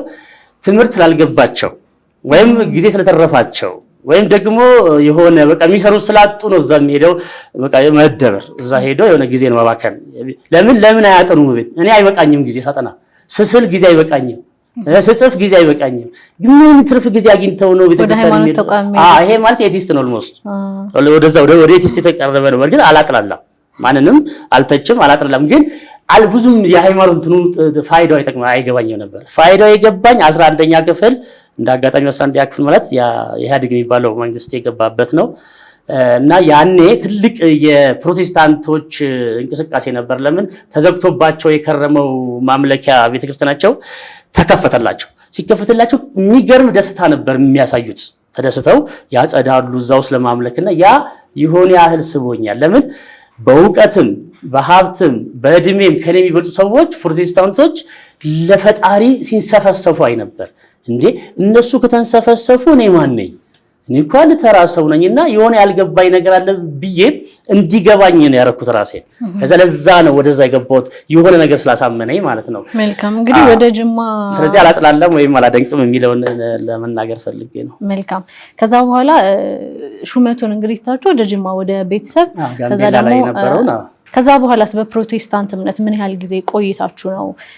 ከዛ ደግሞ የእስልምና እምነትን የመቀበል ጊዜው የመጣ? ይሄ 2 ዓመት ነው። ወደ ፕሮቴስታንት ስመለስ ኦልሞስት 2 ዓመት ነው የቆየሁት። ያህል ባለፈው 7 አሁን 9 ዓመት አካባቢ ነው። እዛ ውስጥ ጥሩ ነገር አላገኘሁም ደግሞ አይደለም። መጽሐፍ ቅዱስን የማንበብ እድል አግኝቻለሁ በደንብ ውስጡ ያው ሁሉንም አውቄዋለሁ ባልልም መሰረታዊ ነገር አውቄያለሁ። የክርስትናን መሰረት እንደውም ወደ ኦርቶዶክስ ስመለስ ይሄንን ለማረጋገጥ ነው። የክርስትና መሰረት ምንድነው? በፕሮቴስታንት በኦርቶዶክስ በቃ ለኔ ይሄን የሆነ ነገር ሰርቻለሁ። የሆነ ነገር ለራሴ ፈትቻለሁ ውስጥ ያለና ይሄ የማንበቡ ግን ጥበብ ጥሩ ነው። በፕሮቴስታንት ውስጥ የነበረኝ መጽሐፍ ቅዱስን የማንበብ እነዚህ ሰበካዎችን መድረኮችን በደንብ የመስማት ከዛ በደንብ ኢቫሉዌት አድርጎ ይጠቅመኛል አይጠቅመኝም የሚለውን የመስራት ነገር በኦርቶዶክሱም ተመልሼ ሰርቻለሁ፣ በፕሮቴስታንቱም እንደዛው ማለት ነው። ያ ለእኔ ጥቅም አስገኝቷል ነው የምለው። ይሄ እንደብሎ ወዲያ ወዲህ ሳይገባው የመንቀዥቀዥ ነገር አድርጌ አልወስደውም። አግኝቻለሁ የምፈልገውን ነገር ማለት ነው። ያም ያገኘሁት ነገር እስቲል ይጠቅመኛል፣ ወደፊትም ይጠቅመኛል። አሁን እንግዲህ ጥያቄው ወደ እስልምናው እንዴት ታዲያ ገባህ የሚለው ከሆነ ጅማ ላይ ተመልሼ ባልጠበቅኩት ሁኔታ በዛው በስራዬ ላይ ማለት ነው። እኔ ጅማ እንግዲህ 18 ዓመት ኦልሞስት 17 ዓመት ኖሬያለሁ ማለት ነው። እና ስመጣ በመስሪያ ቤቴ በኩል ያላሰብኩት በዘረኝነት አመለካከት መገፋት ደረሰብኝ። ያው ዝርዝሩን ማንሳት አያስፈልግም። ደረሰብኝ። ያ ነገር ገፋኝ። ትዳሬንም ንብረቴንም ስራዬንም ትቼ ወደ እዚህ አዲስ አበባ ልጅ ነኝ አይደል? ወደ አዲስ አበባ የመጣው እዛ በዚህ የተፈጠረው ችግር አበሳጭቶኝ አናዶኝ ያው ጥቅሜን አሳጥቶኝ ማለት ነው መጣው። ያው እንግዲህ ይሄ የስነ ጽሁፍ ሰው መሆን ማለት እንግዲህ አንዳንድ ጊዜ ብዙ እንድታነቢ ነው የሚያደርግሽ። ብዙ በማንበብ ኮመን ኖሌጅ በሚባለው ደረጃ ዘረኝነት ጥንብናት ተዋት የሚለውን የነብዩ መሐመድ መርህ ነው። ይህን መርህ በፊት ያን ያህል ቦታ ማልሰጠው አሁን ይሄ ችግር ገጥሞኝ ያው ፊትና ነው ገጥሞኝ አይምሮዬ ውስጥ ሁሌ ይጮሃል። ግን ያውቁት ነበር? አውቀው ነበር። ከእስልምና አሁን ርዝቅ እንዳላህ የሚባል ነገር አውቃለሁ። እኔ በነገራችን ላይ የሙስሊም ባልደረቦች አሉኝ። በሚገርመኝ ሁኔታ አሁን ለመስለሜ በሚያግዝ ሁኔታ ጥሩ ሪሌሽንሺፕ ነበረኝ፣ መስተጋብር ነበረኝ ከሙስሊም የስራ ባልደረቦቼ ጋር። ያ አስተዋጽኦ አለው። ሁለተኛ ደግሞ ይሄ ከተለያየ ነገር በማንበብ የሆነ ነገር ለመጻፍ ስትፈልጊ አንብበሽ ነው የሚሆነው የሚጣፍጠው። ስለዚህ የተለያዩ ነገሮችን አሁን ይሄን አንብቤ ያለው ማለት አልፈልግም። ብዙ ነገር ከማንበብ እነዚህ ርዝቅ እንዳላህ ይሄ አሁን ዘረኝነት ጥንብናት ተዋት የሚለው ነገር እንደ ሀገርም ጥሩ መልእክት ስለሆነ እንደ ትውልድም አካል ውስጥ የነበረ ሌሎችም አሉ። ይሄ ብቻም አይደለም እና ይሄ ፊትና ገጥሞኝ ሁሉ ነገር እዛ ጅማ ላይ ትቼ አዲስ አበባ እናቴ ጋር ስመጣ ከቤተሰብ ጋር ብቻዬን የወጣሁት ከጅማ። ለምን ማንሳት አልችልም ነበር። ቤተሰብን ወዲያውኑ አንስቼ መምጣት አልችልም፣ ጊዜም አልነበረኝም። ለምን የሚደረሰብኝ የዘረኝነት መገፋት ያንን እድል የሚሰጥ አይደለም። ከስራ ተባረራችሁ? እኔ ነኝ የተወኩት ስራው፣ አልተባረርኩም። ያው እንትን ደረሰብኝ ዲሞሽን በስራዬ ከነበርኩበት ደረጃ ዝቅ የሚያደርግ ብዙ አመት የለፋውበትን ደረጃ ዝቅ። ለምን በስነ ጽሁፍ ምክንያት ነው የሚተከሰተው። አሁን ዞሮ ወደ ያመጣላል፣ ወደ ስነ ጽሁፍ ያመጣል። እኔ ስነ ጽሁፍን ቴሌ ውስጥ እያለሁ ጽፋለሁ። መክሊቴ ነው የሚያሰኘኝ። ለዚህ ነው እኔ ቴሌ ውስጥ ቴክኒክ ባለሙያ ነኝ፣ የአስተዳደር ባለሙያ ነኝ። ግን ስነ ጽሁፍ አይተወኝም እና የስነ ጽሁፍ ስራዬንም የሚያደንቁልኝ የቴሌ ባልደረቦች አሉኝ። የራሴ ቴሌግራም አድራሻ አለኝ። በቴሌግራሜ ላይ ስለ ሀገር፣ ስለ ወገን፣ ስለ ልማት እጽፋለሁ። ያንን የሚያደንቁልኝ አንተ እኮ እዚህ ቦታ አይደለም ቴሌ እኮ ዝም ብለህ ነው የመጣኸው የሚሉኝ በግልጽ የሚነግሩኝ ባልደረቦች አሉኝ። መጨረሻ ላይ እንግዲህ በዚህ አጋጣሚ ማንሳት ግድ ይላል። ምን አይነት ጽሁፍ ተዘጋጅቶ? ግድ ይላል አሁን ማንሳት። በእርግጥ ባላነሳው ደስ ይለኝ ነበረ። ሀጫሉ ያ ችግር በገጠመው ሰዓት እኔ እዚህ ነበርኩ። ኮሮና መጥቶ እድሜ ያኔ ከ40 ዓመት በላይ ስለነበረ ከ40 ዓመት በላይ እድሜያቸው የሆኑ ስታፎች ቤታቸው ይቀመጡ ተባለ። ይሄ ሁሉም መስሪያ ቤት ነው፣ አገር አቀፍ ነው። እኔም ያ እድል ገጥሞኝ እዛ የሆነ ለስራ ጉዳይ መጣውና እዚህ ለስብሰባ ጉዳይ መጣውና ይሄ ኳራንታይን የሚባለው ይሄ ራስን ሲመጣ በቃ አልመለስም ብዬ እዚህ ቀረው። እናቴ ጋር ማለት ነው። ኦልሞስት 2011 ላይ ነው። እሺ እና እዚህ ቀረው እናቴ ጋር ለምን 6 ወሯል። በዚህ መሃል ይሄ የሃጫሉ ኬስ ተከሰተ ሰኔ ላይ ማለት ነው። ሰኔ 15 ሲከሰት ያው እቺ የስነ ጽሁፍ ነገር አለች በእሷ ጻፍኩኝ። ያው ዘረኝነት ነገር አመጣች። በዘረኝነት ላይ ያለውን የመሰለኝን የገባኝን ልክ ነኝ ማለት ላይሆን ይችላል፣ ተሳስቼም ሊሆን ይችላል፣ አንዳንድ ነገር በጣም አጡዤው ሊሆን ይችላል። ብቻ በዘረኝነት ላይ ጻፍኩኝ። ያቺ ጻፍኳት ጽሁፍ ተወስዳ ነው እኔ በመስሪያ ቤት ውስጥ እንድጠቃ የተደረገው። ንግግር አድርገው ነው ያንን አጥተው ግጥም ነው የጻፍኩት። ሶሻል ሚዲያ ላይ 12 ነው 14 ስነኝ ግጥም ነው የጻፍኩት። ሶሻል ሚዲያ ላይ ተለጠፈ። ከዛ እኔ ራሴ ነኝ የለጠፍኩት። ራሴ ለጠፍኩት ይጨበጨብልኛል ብዬ እንጂ በዚህ እሰደዳለሁ ብዬ አይደለም። አሁን ስህተት አልሰራውም እንዳልል ከሰው ስህተት አይጠፋምና ራስን መገምገም ያስፈልጋል። ግን በወቅቱ ቢያመንኩበት ነው የጻፍኩት። ምናልባትም ደግሞ ያ ነገር ስህተት መሆኑን እያውኩ አልጽፍም፣ ትክክል ነኝ ብዬ ነው የጻፍኩት። ስለዚህ ያ ጽሁፍ ተወሰደ ከቴሌግራም አድራሻ የቴሌ ሰዎች ስለሆኑ እዛ ውስጥ ያሉት ወሰዱትና ወደ እነሱ ወደ መሰላቸው ተረጉመውት 6 ወሩን እዚህ ጨርሼ ለስራ ግቡ ሲባል ስገባ በዛች ጽሁፍ መነሻነት ያው ዞሮ የስነ ጽሁፍ ታለንቱ ያመጣብኝ ጣጣ ነው ማለት ይቻላል። ተገመገምኩ ማለት ነው። ግምገማው ግን መገምገም ጥሩ ነው። እኔም ገምጋሚ ሆኜ አውቃለሁ። መገምገም አስፈላጊ ነው። ግን ይሄኛው ኢሹ እኔን እንደዚህ የሚያስገመግመኝ አልነበረም። ቴሌ እኔን የቀጠረበት የራሱ የፕሮፌሽን ነገር አለ። በዛ ዘርፍ ምን የሚያሳየው ድክመት የለም። ስለዚህ የስነ ጽሁፍ የግል ታለንት ጉዳይ ነው። በህገ መንግስታችንም አንድ ሰው የመሰለውን ሐሳብ በፈለገው ባመቸው መንገድ በፈለገው መልኩ የመግለጽ መብት አለው ይላል ህገ መንግስታችን አንቀጽ 29 ላይ። እቺን ስለማቃት መብቴ ነው ብትጠየቅበት እንኳን ዲፌንድ ማድረግ እችላለሁ ብዬ ነው የጻፍኩት። ሐሳቡን ምናልባት ማንሳት እንችላለን። ባይነሳ ደስ ይለኛል። እሱ ባይነሳ ግን በቃ ዘረኝነት ትውልድን፣ ሀገርን፣ እኔን፣ እህቴን፣ ወንድሜን፣ እናት አባቴን ሁሉንም ይጎዳል የሚል ነው መልእክቱ።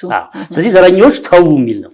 ዘረኞች ተው ረፉ አቁሙ የሚል ነው። ሌላ ነገር ብዙም የለውም ማለት ነው። ስለዚህ በእርግጥ ምናልባት የተጠቀምኳቸው ቃላት የረበሿቸው ሰዎች ይኖራሉ። እሱ ምንም ማድረግ አልችልም። ያን ሲጻፍም ደግሞ ጉዳዩ የሚመለከታቸው ሰዎች እንዲሰማቸው ነው። ስለዚህ ተሰማቸው። እነሱ ያው ተነካን፣ ተዘለፍን፣ ተነቀፍን በሚል በቃ ተነሱብኝ ማለት ነው። ተነስተውብኝ የሆነ ጥቃት የሆነ ነገር ኮንሲኩዌንሱን ስለገመትኩት ወዲያው አገሩን ጥዬ ራሴን እየጠፋት በቃ የእንጀራው ወፍራም እንጀራ ነው። ቆንጆ መስሪያ ቤት ነው። ጅማ ቆንጆ ሀገር ነው። በቃ ምንም ማድረግ አልችልም። ከራስ አይበልጥም፣ ከስብናዬ ስለማይበልጥ ባለቤቴንም ልጄንም ንብረቴንም ጥዬ ወደ አዲስ አበባ ነው የመጣሁት። ጉዳዩ የሚያስጠይቀኝ ከሆነ አዲስ አበባ ተመቶ ልጠየቅ ብዬ በራሴ አቋም ይዤ ነው። ትንሽ የወታደርም ልጅ ስለሆንኩኝ ትንሽ ውስጡ ትነገራለች። ኮርስም ወስዳችኋል? ውትድርናም አለ። ቴንኪ ወደም ሰምተሽኛል ማለት ነው። ስለዚህ ያ ነገር ገፋፍቶኛል። ይሄ ማለት ግን ትክክል ነኝ በቃ እያልኩኝም ደግሞ እየተመጻደቅኩም አይደለም። ወይ የመሰለኝን ግን አረኩኝ። ያ ዞሮ ዞሮ እኔም የነካሁት የዘረኝነትን አካሄድ ነው የተቃወምኩት። እነሱም ለምን ነካህም ብለው ነው የመጡብኝ። በእርግጥ ዲሞን ያደረጉኝ እኔን ከስራ አላሰናበቱኝም። እኔ ደግሞ 18 ዓመት የለፋውባትን ማዕረግ እኔ እንደውም ለሀገር ይጠቅማል ብዬ በጻፍኩት ጽሁፍ ሊጨበጨብልኝ እንጂ የሚገባው ልሸለም እንጂ ልገፋ አይገባኝም ብዬ እልህ ያዝኩኝ። አልፈልግም ስራውን ብዬ የመጣው ራሴ። ሌላ ስራ አላጣም። ልምዴ ቆንጆ ነው። የብዙ ዓመት ስራ ልምድ አለኝ። እዚህ ስራ አላጣም። ሀገሬ እንደውም ብዙ ጊዜ እኔ አዲስ አበባ ልጅ ነኝ። በሙያ ነው የሄድኩት አይደለ? ክፍለ ሀገሩ ስለተመቸኝ ነው እንጂ ብዙ ሰራተኛ ክፍለ ሀገር አይወድም። ቶሎ ነው ወደ አዲስ አበባ ይመጣል። እኔ ግን እዛ ተመቸኝ። ትዳርም መሰረትኩኝ፣ ንብረትም አፈራው፣ እድገትም እያገኘ ምንም ችግር የለብኝም። እኔ እዛ እንደምኖር ነው የማውቀው። ግን እቺ ነገር ያላሰብኳትና ምናልባትም እኔ ምሰት ሰርቼ ሊሆን ይችላል፣ የማይነካ ነግቼ ሊሆን ይችላል መጣው ማለት ነው። ስለዚህ ዘረኝነት ጥንብና ተዋት የሚለው ሐሳብ እኔን የሚደግፈኝ ሰው ያገኘሁት ነብዩ መሐመድ ላይ ሰለላሁ ዐለይሂ ወሰለም አመለካከት ላይ ነው። እናቴ አልደገፈችኝም። ለምን ጻፍክ? ዝም ብለን ኑሮህን አትኖርም? እህት ወንድሞቼ ያልደገፉኝም። ዝም ብለን ኑሮህን አትኖርም? በቃ የሚደግፈኝ አጣው። ከመስሪያ ቤት የሚደግፈኝ አጣው፣ ከቤተሰብ የሚደግፈኝ አጣው፣ ከወዳጆቼ ማን ብቻ ይቀር ተበሳጨው። ስበሳጭ እንግዲህ እኔን የሚደግፈኝ ማን ነው ስል የደገፈኝ ሐቂቀተን ዘረኝነት ጥንብናት ተዋት የሚለው የነብዩ መረን የደገፈኝ። በቃ ሌላ ምንም የሚደግፈኝ አላገኘም። አሁንም ቢሆን አይደግፉኝም። አሁን ራሱ ከዚህ ስቱዲዮ ጥቼ ይሄን አቋሜን ባራምድ እኔ የሚደግፈኝ ሰው ያለ ማገኝ አይመስለኝም። ስለዚህ የሚደግፈኝ አንድ የሃይማኖት መሪ ነብይ በቃ እሳቸውን መከተል፣ የእሳቸውን መስማት፣ የእሳቸውን መማር ማወቅ የሚለው ትልቅ ጉልበት ይዞ መጣ። ከዛ በኋላ በዚህ መነሻነት እስላምን በደንብ ማየት ጀመሩ። 2000 ስንት ማለት ነው? 2012 ኦልሞስት 1442ኛው የኢድ አልፈጥር በዓል ማግስት ማለት ነው። በቃ ለመስለም ያሰብኩት ቀደም ብዬ ነው የወሰንኳትና ሻሃዳ ያስኩት። ግን 1442ኛው ኢድ አልፈጥር ተከብሮ ሐሙስ ነበር እለቱ።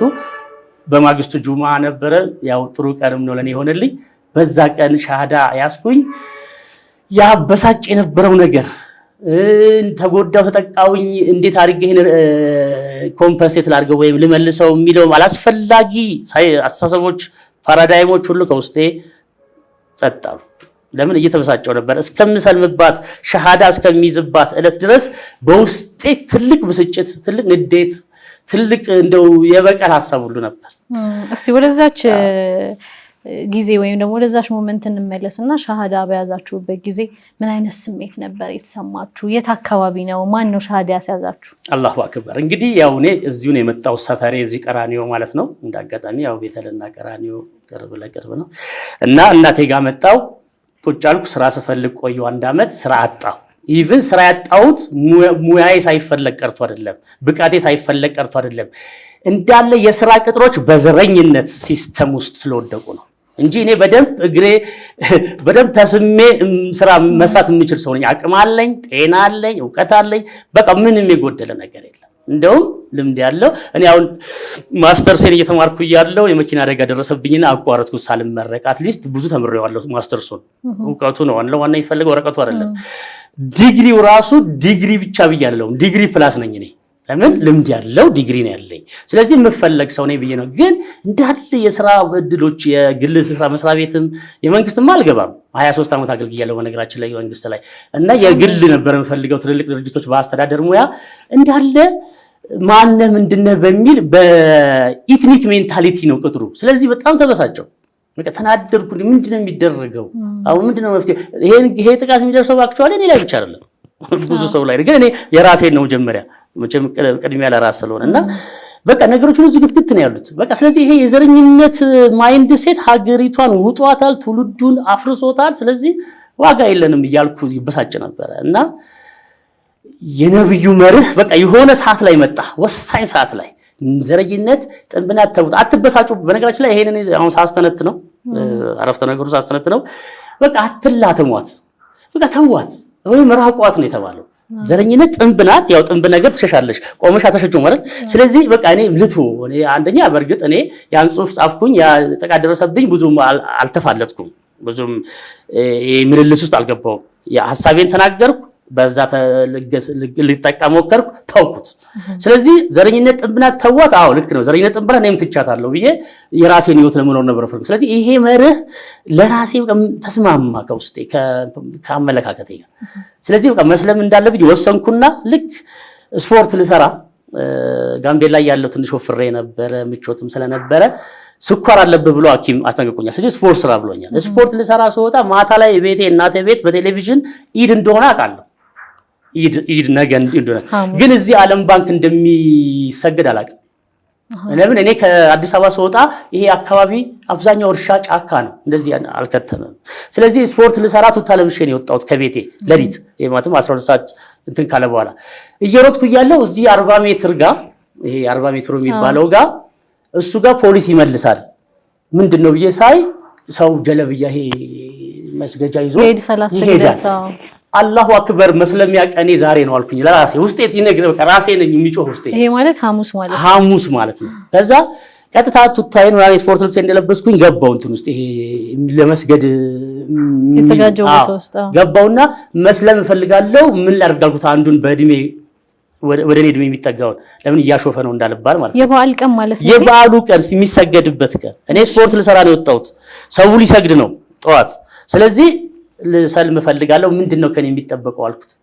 ለምን ግድ ነው እና አላሁ አክበር አለ ጮክ ብሎ ወዲያው ዞር ዞር ብሎ አካባቢ ያሉ ሰዎች አሉ አይ ልሰልም ፈልጋለሁ ነው የሚሉት ያው ነው አንቱ ነው መባለው በአብዛኛው ስለዚህ መስለም ፈልጋለሁ እያሉኝ ነው ሲሉ አንደኛው አሁን ምሳኔ ጋር ይምጡ አለ ዛሬ የሄዱን ማለት ነው በቃ ኮንፊደንስን አየና እንደዚህ በመደበቅ እንዳልሆነና በኮንፊደንስ ነው መስለም ፈልጋለሁ ብለው ስለዚህ እኔ ጋር ምሳ ይሁን ሲሉ በቃ እሺ አልኩት በቃ ሂዱና በቃ ልብስ ቀይረው ይምጣልኝ ከዛ በስልክ አድራሻ ተለዋወጥንና በቃ ከምሳ ሰዓት ጀምሮ እስከ መግሪብ እሱ ቤት ዋልኩኝ ማለት እኔ አሁን እዚህ ጋር የሚቆጣኝ ምንም ይለኝ ምንም የለም እናቴ ጋር ብቻዬን የመጣሁት ቤተሰብ እዛ ጅማ ነው ማንንም አልረብሽም በዚህ መሃል ሻሃዳ ተይዟል ወይስ አልተያዘም ሊይዝ እኮ ነው አሁን መስለም ፈልጋለሁ ነው ያልኩት ጥያቄን ያቀረብኩት ሰውየው አላሁ አክበር ብሎ የበለጠ ደስ የሚል ነገር ጋበዘኝ ስለዚህ ቀላል ነገር ነው ማለት ነው መስለም ስለዚህ ይሄ ሰውዬ ደግሞ ምሳ ቤቱ ጋበዘኝና ነገረኝ ምን እንደሚደረግ ስለዚህ ምንድነው የነገረኝ ባጭሩ ነገ ጁማአ ነው ጥሩ ቀን ነው ቀኑ ራሱ እንገናኝ መስጊድ እዛ ሻሃዳ የሚባል ነገር አለ ትይዛለህ አለኝ ወላሂ ነው በቃ ከዚህ ሰዓት ጀምሮ የሆነ ነገር ውስጤ ይፍለቀለቃል ደስታ ማለት ነው ለምን ውስብስብ ነገር አድርጌ ወስጄው ነበር ግን ለካ በቃ you are welcome ነው በቃ እንኳን ደህና መጣ የሚል ደስ የሚል የነሱ ራሳቸው የፊታቸው በጣም ደስ ይላል የጥበብ ሰው ደግሞ ይሄን ነገር ይፈልጋል ሻሃዳ ትርጉሙን ግን ያውቁት ነበር አላቀው ወላሂ አላቀው ሻሃዳ ትይዛላችሁ ተባሉ ምን ነበር ምንም ይሁን ሄጄ መያዝ ነው እሺ በቃ ምንም ይሁን ሄጄ መያዝ ነው አድርግ የተባልኩትን ማድረግ በቃ ለምን እኔ ኦሬዲ ራሴን አስልሚያለሁ በቃ ራሴ በቤት እናቴ ቤት ቁጭ እኮ ነው ሰልሚያለሁ ለች በዚህ ባስተነተንኳት ነገር ስለዚህ መፈጸም ነው ይቀርኝ በማግስቱ ጁማ ደረሰች እንግዲህ 50 ዓመቴ ሊያልቅ 2 ወር ሲቀረው ማለት ነው 50 ዓመቴ ልጨርስ ማለት እንግዲህ ትልቅ ማቹር ተኮኖ የሚደረግ ነገር ነው ስለዚህ በምንም አይነት ተጽዕኖ አሁን ያቺ ፊት ነው ራሷ ጠቃሚ ኸይር የሆነች ተጽዕኖ ነች ማለት ነው ለጊዜ ያበሳጨኝ እንጂ ለካ እሷ ኸይር አላት ኤርኩኝ ኢማሙ አህመድ ሜዳ መስጊድ ለምን እናቴ እዚህ ቀራኒዮ ስለሆነች ሰፈር ውስጥ ያው መታማትና ላስፈላጊ ንግግሮች እንዳይኖሩ ብዬ በጥንቃቄ ኢማሙ አህመድ ሄጄ ነው ሻሃዳ ያስኩት የጁማ ቀን ኢማሙ ሼህ ጀማል ይባላሉ የሳቸው ምክትል ኡስታዝ አብዱራህማን ነው ስለዚህ በጣም ደስ በሚል ገባ የነበረው እንዴት ነበር በቃ እኔ እጄን ይዞ ወደ መስጊድ ይዞኝ የሚገባ ሰው በቃ ምናፍቀው ማለት ነውና እዛም ሽቼ ቤት የገባውና በጠዋቱ እንደ ስፖርተኛ ነው አሁን የሚወጣው በማግስቱም እንደ ስፖርተኛ ወጣሁኝ ማለት ልብሴን አስተካክዬ ስፖርት ለሰራ አይደለም ግን ሰዓቱ ግን በጠዋት ነው የወጣው ለምን በቃ ናፍቄ ማለት ነው ምንድነው የሚደረገው ሻሃዳ እንዴት ነው እዛ ተገናኘን መስጊድ ይዞኝ ገባ ሻወር ወስዳላ አወስጃለሁ ልብሴም ደና ነው ያው ነጭ በነጭ አይሆንም ደና ነው እና ገባው አገናኙኝ ማለት ነው ከመስጊዱ ሰዎች ዋናዎቹ ሰዎች እንግዲህ ኢማምና ኡስታዝ መስጊድ ውስጥ ግን ምን ጠብቀው ነበር እኔ ምንም ብቻ ነኝ መስለም ነው ፈልገው እንደው መጥፎ ነገር አልጠብቅም ግን ቢኖር እንኳን እሱ እንደማያግደኝ ነው የማስበው መጥፎ ነገር እንኳን ቢኖር ምን በቃ እኔ መስለም ፈልጋለሁ መስለም አብሮ መጥፎም ጋር አለበለዚያ ጥሩ ነገር ኮን ካለ አብሮ ጥሩ ነው ያለው ደግሞ ጥሩ ነው አልহামዱሊላህ ያለው ጥሩ ነው ምንም ውስብስብ ነገር የለም ለምሳሌ ይቅርታ አድርጉልኝና በዛኛው እምነቴ የሃይማኖት ቦታ የአምልኮ ቦታ እንዲህ ተፈርቶ ነው የሚቀርበው በዛኛው አሁን ግን በቃ ማን ምንድነው እና ተመለስም የሚል የለም በርግጥ እጄን ይዞ እየሄደ ያለ ሙስሊም ስለሆነ ይሁን አላቅም ግን አሁን ሙስሊም ሆኜ ሳወራ ግን አንድ ሰው ሰልማለሁ ብሎ መስጊድ ከመጣ ክፍት ነው ሁሉ ነገር you are welcome እንኳን ደህና መጣ ወይም ደግሞ በእስልምና በአረብኛው ምንርሽ አህለን ወሰህለን ተብሎ ይገባል ማለት ነው ምንም የሚያስፈራ የሚያስደነግጥ ይሄ ፕሮሲጀር የበዛው ይሄ ድሪቶ የለው ምን የለው ሰው በቃ ለመስጊድ በምንም አይነት ግፊት መመጣት እንደሌለበት እዛ ነገሩኝ ምን አይተ ነው የመጣው አሉኝ እኔ ምንም አላመጣኝም የሆነ ፈተና ደረሰኝ ለዛ ፈተናዬ መልስ አገኘው በእስልምና በቃ ይሄ ስላረጋጋኝ ነው የመጣሁት ነው ዘረኝነቱ ማለት ነው ለኢማሙ ይሄን የመለስኩት ሴት አይተመጣ አይደለም ገንዘብ እንሰጣለን ያለ ሰው አይደል በፍጹም በቃ እኔ ፈተና ደረሰብኝ ፈተናዬ ዘረኝነት ጋር የተያያዘ ነበር ዘረኝነት ጥንብና ተዋትና በሰላም ኑሮ አይነት መልእክት በነብዩ መረገባይ ስለዚህ መስለም ፈልጋለሁ ሰልሜ የመጣው ይምጣ ከዛ በኋላ ማንኛውንም ነገር ኸይሩንም እቋደሳለሁ ሌላም ችግር ካለ እጋፈጣለሁ ቀይ ጅግን ብሎ የመግባት ነገር ነው የነበረው የሚገርመው ነገር ያ ማስበው የነበረው ቆሻሻ አሳሰብ ሁሉ በቃ ሴትል ነው ያደረገው ከተረጋጋ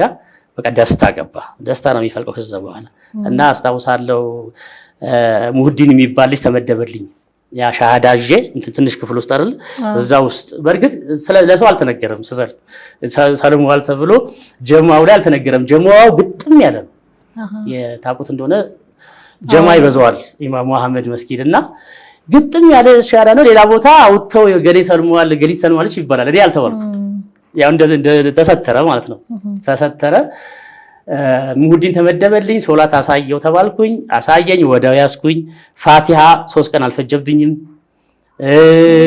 ሌሎችም እንደዚህ ለመስገድ የሚያስፈልጉ ነገሮች ይሄ ረካው ወዲያው ነው ያስኩት በቃ የሆነ ቶሎ ቅልብ አረኩኝ አልহামዱሊላህ ያው አላህ ለኔ የመረጠው መንገድ ስለሆነ ነው ቢከብዳይ ኖሮ ምናልባት ጥያቄ ይፈጠርብኝ ነበር ምንም አልከበደኝም ሁሉ ነገር የገራ ነገር ነው ወላሂ በጣም የገራ ነገር ነው ፋቲሃ በጣም ደስ የሚል ነገር ነው ሳይገባይ ትርጉሙ ሳይገባይ ስለው ይሆነ ደስታ ይፈጥራል ማንንም ሰው ቢለው ደስተኛ ይሆናል እኔ አሁንም ማምንበት ፋቲሃን ዝም ብሎ አንድ ሰው ሳይሰልም እንኳን ቢቀራው ይሁን የሚያገኘው የሆነ ሰኪናና አሁን እኮ ለምሳሌ በኪነ ጥበብ ግጥሙ የሚስብበት ጉልበት አለው ስዕሉ የሚስብበት ጉልበት አለው ከዛ የበለጠው የመሳቢያ ጉልበት ፋቲሃ ውስጣል እኔ ደግሞ ይሄን ያገኘኝና የነብዩ መርህ የሐዲሱ መርህም ነው በቃ ተሰለመ አልহামዱሊላህ ረቢል ዓለሚን በዚህ አጋጣሚ ለነብዩ መሐመድ ሰለላሁ ዐለይሂ ወሰለም ያለኝን አክብሮት ያለኝን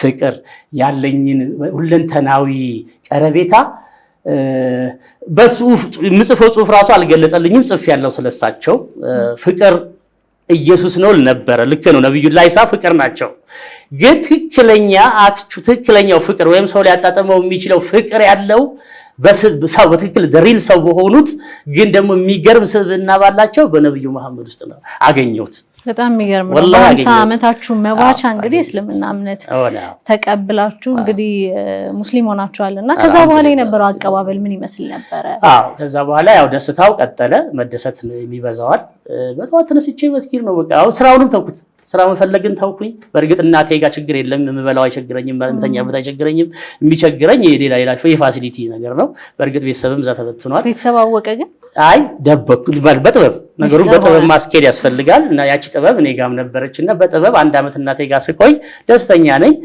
ያው ከዛ በኋላ ይሄ ሱና መጠበቅ ምናምን ይባው ነገር ስላለ እሱን ለመጠበቅ በማስብበት ሰዓት ከእናቴ ጋራ ትንሽ እንደማልጣጣም ገባኝ እናቴ ክፉ ሆነ አይደለም ግን በቃ የሆነ በሷ አመለካከት ደስ የማይላት ነገር እንደሚኖር መገመት አይከብደኝም አላወቁም እሳቸው ማንም አላውቀው ሰለምኩኝ ለማንም አልተናገርኩም ከዛ በኋላ ጓደኞቼን ማን አደረኩኝ የመስጊድን ሰዎች መተዋወቅ ጀመርኩ በቃ ገሌ ይባላል ገሌ ከሰዎች ወጣ ደግሞ እንዳጋጣሚ እድሜውም ይሁን አላቀም ሙሐባውም ይሁን አላቀም ሰዎች በቃ መተዋወቅ በቃ ቤተሰብ መመስረት ጀመርኩ አዲስ ቤተሰብ ያ ቀረ እህቴም ወንድሜም ማንም ይጠይቀኝ የለም ደስ የሚለው ቤተሰቤ ደውሎ የት ነህ ምንድነው አይለኝም ወይ ምን አደረክ በቃ እንደዚህ ምንም ማለት ክትትል የለብኝም ስለዚህ ነፃ ነኝ ወላሂ ይሄን አላህ ነው ያመቻቸው አንደኛ በእድሜ ሁለተኛ በአመለካከቴ ሶስተኛ በአቋሜ በቃ ማንም የሚዳፈረኝ ሰው የለም በደንብ በቃ ዲን አልእስላምን ማንበብ መጠየቅ በቃ እንደዚህ በቃ ነው የሆነው በቃ ማሻአላህ ነው የሆነው በአመቱ ረመዳን መጾም የምችልበት ጊዜ መጣ ማለት ነው እንግዲህ እና ያንን ረመዳንን ቁርአን ቀርቼ ነው የገባሁት ማለት ይችላል በሰለምኩኝ በ3ኛው ነው በ4ኛው ነው ባለሳሳት ነቅራ የቁርአን ትምህርት ቤት እዚህ ቤተል ያለው እሱ ስፖንሰር አድርጎኝ መክፈል አልችልም ብር የለኝም እሱ በቃ ዝም ብለህ ግባና ይግቡና ይቅሩ ይማሩ ተባለ ከልጆች ጋር እኔ ትልቅ ሰው ነኝ ገባው የ3 ወሩ ጨረስኩኝ ቻልኩት በቃ ምንም ማለት ቻልኩት ስልሽ ያው በተርቲብ ነው ነገሩ ግን በቃ መጀመሪያ ማያውቅ ያለብኝን አወቅኩ አሊፍ ባታ እሱን አወቅኩ በደንብ ታኒዩን መዱን ሁሉን ነገር ማለት ነው ከዛ ልክ ረመዳን ላይ ቁርአን እየቀራው ነው ራሳችሁን አመት ብዙ ነው አይደል ግን በቃ ያን ሰዓት ማንንም አጠገቢ ሳይኖር ቁርአን እየቀራው ደሰት ነበር 3 ረመዳንን ጾማችኋል። አሁን አራተኛው እንግዲህ ኢንሻአላህ ለካለ አብረን የምንጾም ነው የሚሆነው። ምን ይመስል ነበር? እንግዲህ ብዙ ጊዜ ኦርቶዶክስ እምነት ላይም ጾሞች አሉ። ፕሮቴስታንት ላይ በዛው ልክ ባይሆንም ይኖራሉ ብዬ አስባለሁ። ብዙ ዕውቀት የለኝም። በእስልምና ደግሞ የምንጾማቸው ጾሞች በተለይ ደግሞ ረመዳን ከጧት ከፀሐይ መውጫ ጀምሮ እስከ ፀሐይ መግቢያ የምንጾመው ረጅም ወቅት ነውና ምን ይመስል ነበር ኤክስፔሪያንሱ? ከተለመደው ወጣ ማለቱ ያን ሁሉ ሰዓት ጾሙ መዋሉ እንዴት ነበር? እንግዲህ እስልምና ከተገባ በኋላ በአንድ በሆነሽ መግቢያ ከተገባ በኋላ ብዙ ነገር ነው ማየት የሚቻለው። ማለት ሰነፍ ካልተኮነ እንዳጋጣሚ ነው ሰነፍ አልነበርኩም ነው የምለው። መስነፍም አልፈልግም። በጣም ብዙ ሀይራቶችን በቃ አጃኢብ የሚያስብሉኝ ነገር አይ ነበር። ከነዛ ውስጥ አንዱ ይሄውን ያነሳሽው ነው የአሰጋገድ ስርዓት። የአሰጋገድ ስርዓት ሱብሃንአላህ። እኔ አሁን ለምሳሌ በዛኛው እምነት ግንባሬ መሬት ነክቶ ሰግጄ አላውቅም። በቃ ስለዚህ ትክክለኛ መስገድ መሬት በግንባር ነክቶ መስገድ ሳይንሳዊ እንትንም አለው፣ ኢምፖርታንስ አለው፣ በሳይንስ የተጠና። ሃይማኖቱ ደግሞ በቃ ውድቅ ብለሽ በቃ ስታደርጊው የሚሰጥ ኮንፈርት አለ፣ ደስታ ይሰጣል። ስለዚህ ስግደቱ አንደኛ በረከዓ መቀመጡ፣ ሁሉም ዩኒፎርም መስገዱ። አሁን በዛኛው እምነት ለምሳሌ እኔ የፈለኩትን ጸሎት ነው መጸለየው ዛይች ከፈለኩኝ ጎንበስ ብዬ እንደዚህ ከጎብደድ ብዬ ሩኩ ማለት ነው። ሱጁድ ብዙም ያላቅም ሱጁድ በለኔ ሌሎች ሱጁድ የሚወርዱ አማኞች እንዳሉ አውቃለሁ። እኔ ግን ለራሴ ሱጁድ የሚያስወርድ የእምነት ግፊት አልነበረኝም በፊት። አሁን ግን እስልምና ውስጥ ባልፈልግ እንኳን ያስገድደኛል፣ ባልፈልግ እንኳን። ስለዚህ ፈልጌ ነው አክቹአሊ የማደርገው። ያ ልጅ ካሳየኝ ቀን ጀምሮ የመጀመሪያውን ይሄ እንደዚህ መቆሙን ሩኩን ሱጁዱን ካሳየኝ ሰዓት ጀምሮ ወላሂ በቃ ወድጄው ቀን ሙሉ እንደዛ ባረግ ደስ ይለኛል። ያው ሱና ይባላል ከዋጅብ ውጭ ያለው አይደለ? በቃ እኔ ሱና አበዛ ነበር ወላሂ። አሁንም ቢሆን አበዛ አደርጋለሁ። አሁንም ቢሆን በቃ ደስ ይላል። ደስ የሚል ነገር ማን ይጠላል? ስለዚህ የዚህ የኢባዳው የሶላት ስርዓቱ ራሱ በራሱ የሚገርም ነው። አንድ ክርስቲያን መጥቶ እንዲህ እኮ ነው የሚሰገደው ኢባዳው እኮ እንዲህ ነው ተብሎ በደንብ ቢነገረው እንዴ ይሄንማ ፈልገዋለሁ ነው የሚለው ወላሂ ይላል። ግን ካላሳየነው ካልነገርነው አይሆን። ስለዚህ እኔ በርግጥ አላህ መርቶኝ ገብቼ አግኝቼዋለሁ። ሌሎች ግን እንደው እኔው እንኳን ቢለው ቢመጡ እኔ መጀመሪያ ይዩትና ከዛ በኋላ መስለም አለመስለም እሱ የአላህ ጉዳይ ነው ብዬ ነው። ስለዚህ አንዱ አጃይብ ከሆነብኝ አንዱ የሶላት ስርዓት ስቲል ወደፊትም በቃ የምወደው ከእስልምና ውስጥ የምወደው አንዱ በቃ ካልኩሌትድ የሆነች ሶላት በደም ቅድም ቢያለች። ይሄ ደግሞ በነብያችን በኩል የመጣልን ነው። ከላይ የምገረምበት አንዱ ስቲል ሁሌ በየቀኑ የምገረምበት አንድ የሶላት ስርዓት ነው። ሌላው የጧሃራ ጉዳይ ነው። ጧሃራ ሲጀመር እኔ ጽዳት ወዳለሁ። ከዛ ያገዘኝ ከመጡ አቋሜን ከደገፉልኝ ነገሮች አንዱ ጽዳት ነው። አሁን ስቲል ጽዳት ወዳለሁ፣ ይፏህ ብሎ መውጣት ወዳለሁና ጽዳት የእምነት ግማሽ ናት የሚለው አሁንም ከኔ ፍላጎት ጋር ስምምን የሆነው እና እስልምና ውስጥ ያለው ጽዳት ይገርመኛል።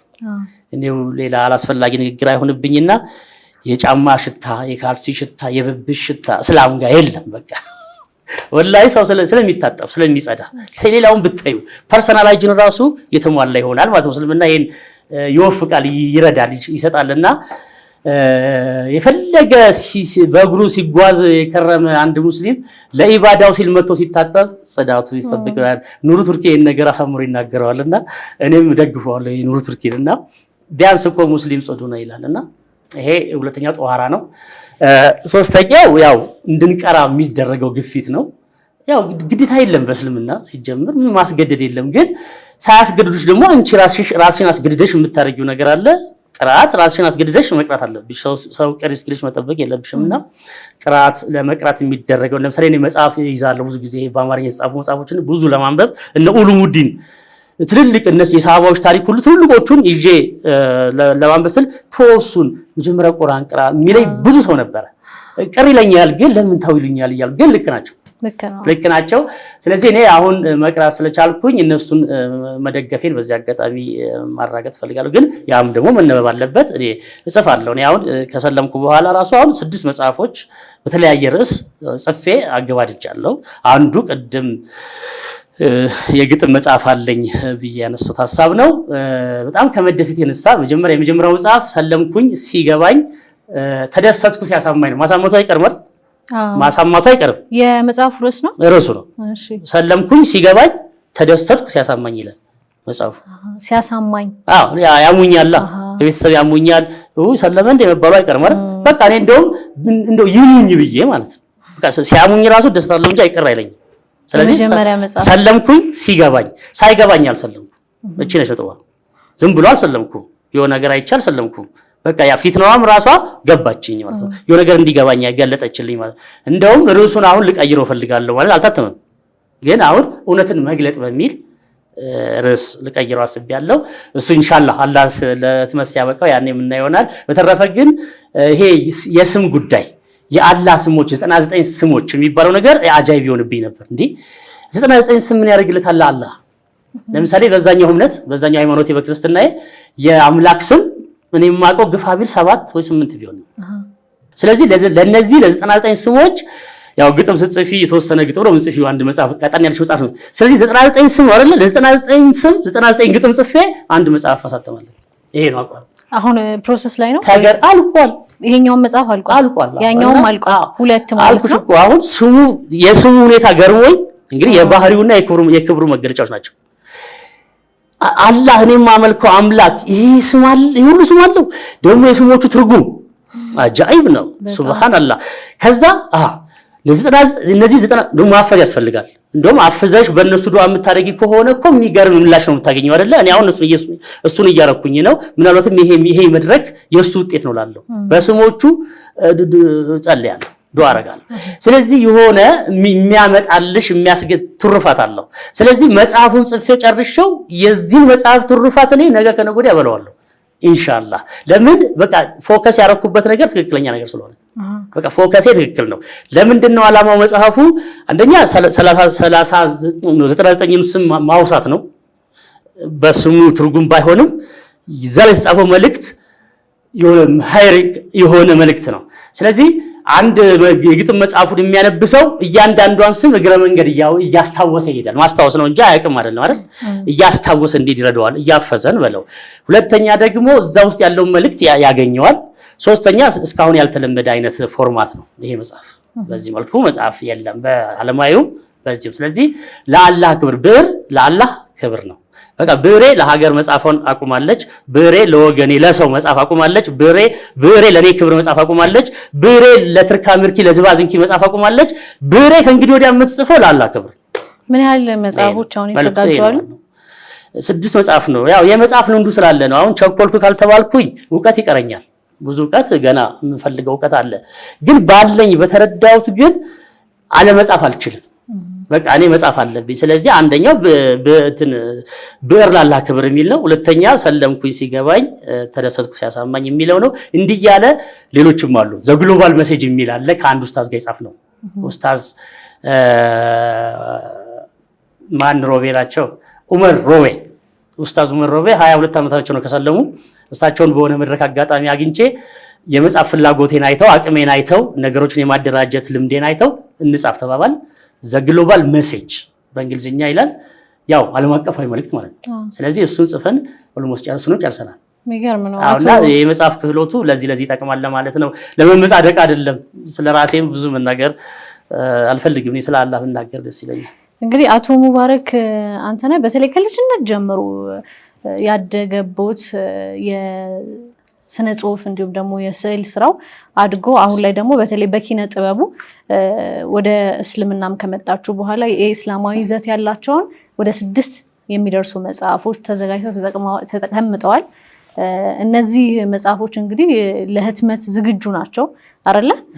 እነዚህን መጽሐፎች ማሳተም የሚፈልግ ማንኛውም ሰው በመጣ ሰዓት ወደ ህትመት የሚሄዱበት ፕሮሰስ ላይ ነው ያሉት። ቅድም የጠየቁት ጥያቄ ተዘሏል። እስቲ ስለ ጾሙ ስለ ረመዳን እናንሳው።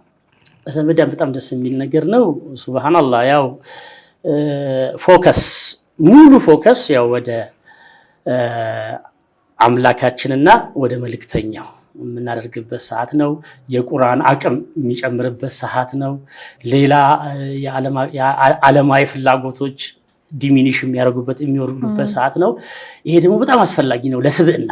በቃ ስብዕና በተለያየ መልኩ ይዝረከረክና ይፈራርሳል ዓመት ሙሉ 11 ወር 12ኛው ወር ላይ ያው ሁሉ የፈራረሰ ስብዕና የሚገነባበት ሰዓት ነው ረመዳን። እኔ እንዲህ ነው የምገልጸው አለኝ አህለን ብዬ ጻፍኳት ግጥም አለችኝና 11 ወር ሙሉ በቃ ብዙ አይነት መዝረክረክ አለ።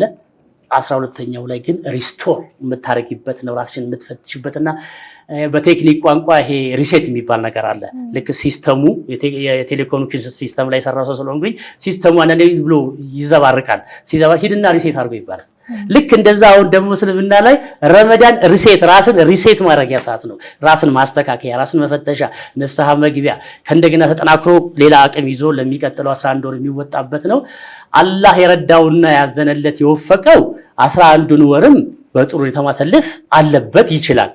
ግን ያው አዱንያ እንደምታቋስ ስለሆነች ልክ ረመዳን በወጣ በማግስቱ ያው ሸይጣንም የሚፈታበት ሰዓት ስለሆነ ይመጣና በብዙ መልኩ ከኛ ጋር ያው ይታገለናል፣ እንወዳድቃለን። ያ የወዳደቅንና የፈራረሰው ስብዕናችን ረመዳን ላይ ይታደሳል በየዓመቱ። አላህ ይሄን ባያዘጋጅ ኖሮ ወላሂ በጣም ተጎጆች እንሆን ነበር። ይሄ እኔ በዚህ መልኩ ነው ረመዳን የምገልጸው። በጣም አስፈላጊና ወሳኝ ጥሩ ደስ የሚል የኢባዳ ወር።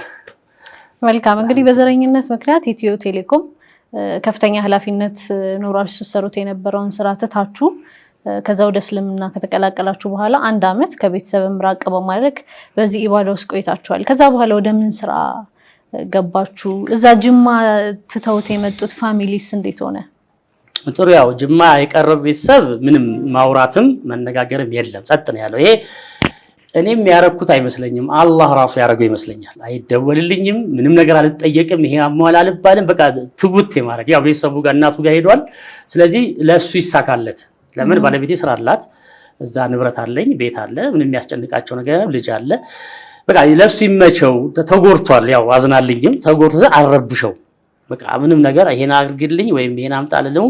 ግን አክቹአሊ ከኔና እሷ ጋርም ትንሽ አለመግባባቶች ነበሩ፣ እንደው የማያዛልቁ ማለት ነው። ስለዚህ እኔ እናቴ ጋር ምትይ ሲቀመጥ በቃ ትውት ያደረገችኝ በደንብ በቃ በጥሩ ለኔ በሚመች መልኩ ተወቸኝ ማለት ነው። እኔ ምንም አላላትም፣ እሷ ምንም አትለኝም። ልጁ ምንም ችግር አይገጥመውም ልጄ ማለት ነው። በሰላም ስለሚኖሩ ያ እንደዛ ለኔ በተመቸ ሁኔታ ነው የተቀመጠልኝ ማለት ነው። እዚህም ደግሞ እናቴን እንዳላስቀይማት ብዬ እንጂ እናቴ ምንም ያደረገችኝ ነገር የለም። አውቃለች፣ ጠርጥረዋል። ብዙ የሚያስጠረጥር ነገር አለ ላይ ሱናው ምኑ ግን ሰለም ያለው ብዬ እንዲህ በጠረጴዛ ዙሪያ አልተነጋገርንም። ግን ሊያስቀይማት ቅር ይላስ ይችላል። የራሷን አመለካከቷ በደምብ ስለማቅ እኔ ወጣ ማለት ነው ያለብኝ በሚለው ወጣው። ከዛ በኋላ ምን ያስፈልገኝ ነበር? ያው ብቻዬን ምቾት ስለሚጓደል ትዳር ያስፈልገኝ ነበር። ሐቂቀተን በሰለምኩኝ በ3ኛው ነው በ4ኛው ወር ከተገኘ ከተቻለ ኢንሻአላህ ዳሩኝ ነው ያልኩት እኔ። ለምን ያስፈልጋል? ብዙ ነገር በዛ ውስጥ ርዝቅ አለ፣ ሱናም ነው ርዝቅ አለው። ለኔም ደግሞ ብዙ የሚያመጣው ሞራል አለ። አቶ ሙባረክ እስቲ ምን ያስደስታችኋል? አጠቃላይ በህይወት ዘመን በዚህ በዱንያ ላይ ኖሮ ምን አይነት ነገር ያስደስታችኋል? እኔ የሚያስደስተኝ ሀቅ በቃ ወላሂ ነው የምልሽ። እንደው እያካበድኩ ወይም እያከረርኩ አይደለም። ሰው ልጅ ሀቅ ካገኘ ሌላ ምን ይፈልጋል? አያስፈልገውም እኮ። ሀቅ ደግሞ አላህ ነው። በቃ ባጭሩ ሀቅ አላህ ነው። አላህን ካገኘ ሌላው ነገር ሁሉ ሰከንደሪ ምናልባትም ቴርሼሪ ነው። በቃ ስለዚህ አንደኛ ሀቅን ማግኘት ነው የሚያስደስተኝ ማለት ነው። ሀቅ ማለት አላህ ከሆነ አላህን ደግሞ ሙስሊም ነው የሚያውቀው። ስለዚህ እስልምና ያስደስተኛል፣ መስለሚ ያስደስተኛል። ከዛ በተረፈ እንዳልኳችሁ ነው እንግዲህ አይደለም ሰማይና ምድርና ይሄን ቆጠር ማንዘልቀውን መህሉቅ ሁሉ የፈጠረ ሐሊቅ ይዘር አይደለም እንዲሁ በራሳችን እንኳን ዕውቀት በራሳችን ታለንት እንኳን ብዙ እናሳካለን ብለን እንመካለን አይደል? በቃ በአላህ መመካት ከሱ በላይ የሚያስደስት ነገር የለም። በአላህ መመካት። ከዛ በኋላ እኮ ባይገርምሽ እኔ ስራውን ተወኩት መፈልግ አይደለ? ግን በብዙ መልኩ በማላስበው አቅጣጫ አረዘቅ ነበር።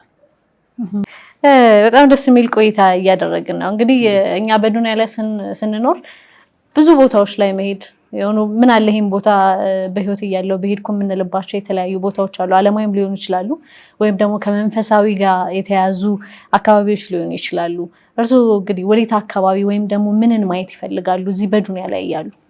እንግዲህ ከተቻለ ኢንሻአላህ ደግሞ ይቻላል ማለት ኢንሻአላህ ይቻላል ማለት በአላህ ካለ ማለት ዝም ብሎ ይሄ በሞቲቬሽን የሚነገረው ይቻላል አልቀበለው ግን ይሄ ኢንሻአላህ ተብሎ የሚሆነው ደግሞ ይሆናል ለምን አላህ ካለ ይላል አላህ እኛ ብቻ ቀጥ ማለት ነው የሚጠበቅብንና አንዱ ያው ሐጅ ማድረግ ነው ፈልጋው ያው ድሜውም እንግዲህ የተገዋደደ ነው በአላህ ስራ መግባት አይሆንብኝና በነገው ዕለት ነው ሐጅ ብሄድ ደስ ይለኛል ወላሂ እንደውም ሐጅ አድርጌ የመጣው ነው መስለው ነው ግን አላረኩም ስለዚህ ሐጅ ማድረግ ፈልጋለሁ አላህ በሚያመቻቸው አጋጣሚ ማለት ነው ሁለተኛ ደግሞ ነው በቃ ከመስጊድ ባልጠፋ ደስ ይለኛል አሁን ያዱንያ ነገር ሆኖ እንጂ በቃ መስጊድ ማለት ዓለም ላይ ካሉት ምርጥ ስፍራዎች አንደኛው መስጊድ እንደሆነ ሐዲሱም ይናገራል ነብያችን ይሄን ይናገሩናልና መስጊድ አካባቢ ባልጠፋ ደስ ይለኛል በቃ ሶላት ላይ ባላሾፍ ማለት ነው እኔ የሚያሾፍም ሰው ሳይ በርግጥ ከተቸግሮ በተለይ በወረገ ተወጥሮ ምንም ችግር የለም ዲኑም አያስገድድም ሲመችሽ ስገጂ ሲመችሽ ስገር ተመቻችቷል ምንም እዚህ ጋር የሚያጨናንቀን ነገር የለም ስለዚህ ይሄ ለኔም የገራ ነው ስለዚህ በቃ ዋጅብ ሶላትን በሰዓቱ በሰግድ ደስ ይለኛል ግን ሁሌ ሰግዳለሁ ይያልኩኝ አይደለም መመጻደቅ አይሆንብኝና አሳልፌም መስገድበት ሰዓት ስላለ ማለት ነው ሁለተኛ እንደው መኖሪያ ቤቴ መስጊድ አካባቢ ሆኖ አሁን አይደለም ያለውት መስጊድ ቅርብ ብሎ ልክ አዛን ሲባል ሮጬ መስጊድ ብገባ ለሊትን ጨምሮ ማለት ነው ደስ ይሄ ቢሆንልኝ ደስ ይለኛል በተረፈ ሌላ ወጪም ንብረት ቢኖረኝ ስልጣን ቢኖረኝ ተጨማሪ ዕውቀት ቢኖረኝ የሚባለው ሰከንደሪ ነው እሱም አይጣላም እሱም ለዕውቀት አሁን ዕውቀት ፈልጋለሁ በጣም እኔ አሁን ሰለምኩ አይደል በቃ ስልምልም ማለት ነው ፈልገው በቃ መስለም ብቻ በቂ አይደለም ይሄን በዚህ አጋጣሚ ይሄን ለናገርና አንድ የምታዘበው ነገር ስለና አሁን መታዘብ ችያለሁ አሁን የምታዘብበት የቆይታ ላይ ነው ያለሁት መጀመሪያ 1 2 3 4 ወሩ ምን ሳላቅ መታዘብ አልችልም አሁን ግን የምታዘበው ነገር አለ ስለምን የኡማ ውስጥ ሙስሊሙ ጋር ማለት ነው ምንድነው እንደኔ በተለይ ሰለምቲዎችን ነው ነባሩ ሙስሊም ላይ ይኖርኛል የምታዘበው ግን ሰለምቲዎች ላይ የምታዘበው ምንድነው ይሰልማሉ ያ ማሻአላ ነው አስፈላጊው በቃ ትልቁ ስኬት ነው ያሳኩት ግን አይቀሩም ቁርአን ሳይቀሩ ቁጭ ይላሉ የተለያየ ኢልም በቃ ተከላይ የሚነበቡ ብዙ ነገሮች መታወቅ ያለባቸው ነገሮች ሳያውቁ ቁጭ ይላሉ ዲኑ ደግሞ ለዕውቀት ነው ትልቅ ቦታ የሚሰጠው በቃ ኢቅራ